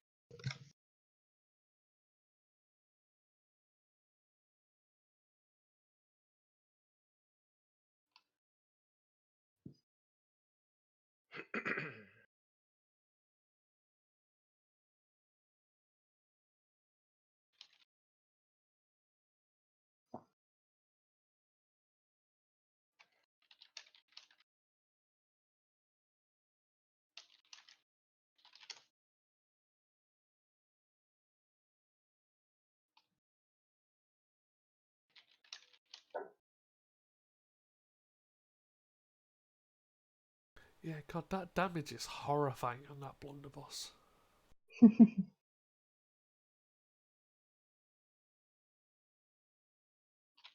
So you can max 31 damage.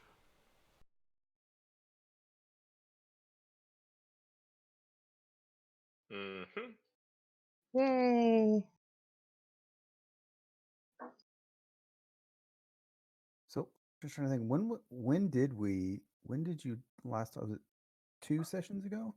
I believe so, yes, because last session was basically running around in the crypt after Ivar had a hissy fit about a vampire. The session before that was Ornkheimer and heading down. Yeah, I have it written in session 17, which we played on November 6th.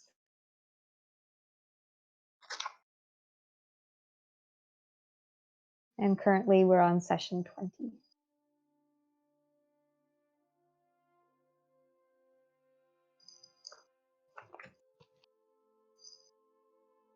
Well, I'm gonna stop the recording anyway because there's nothing really further to Yeah. obtain in this one.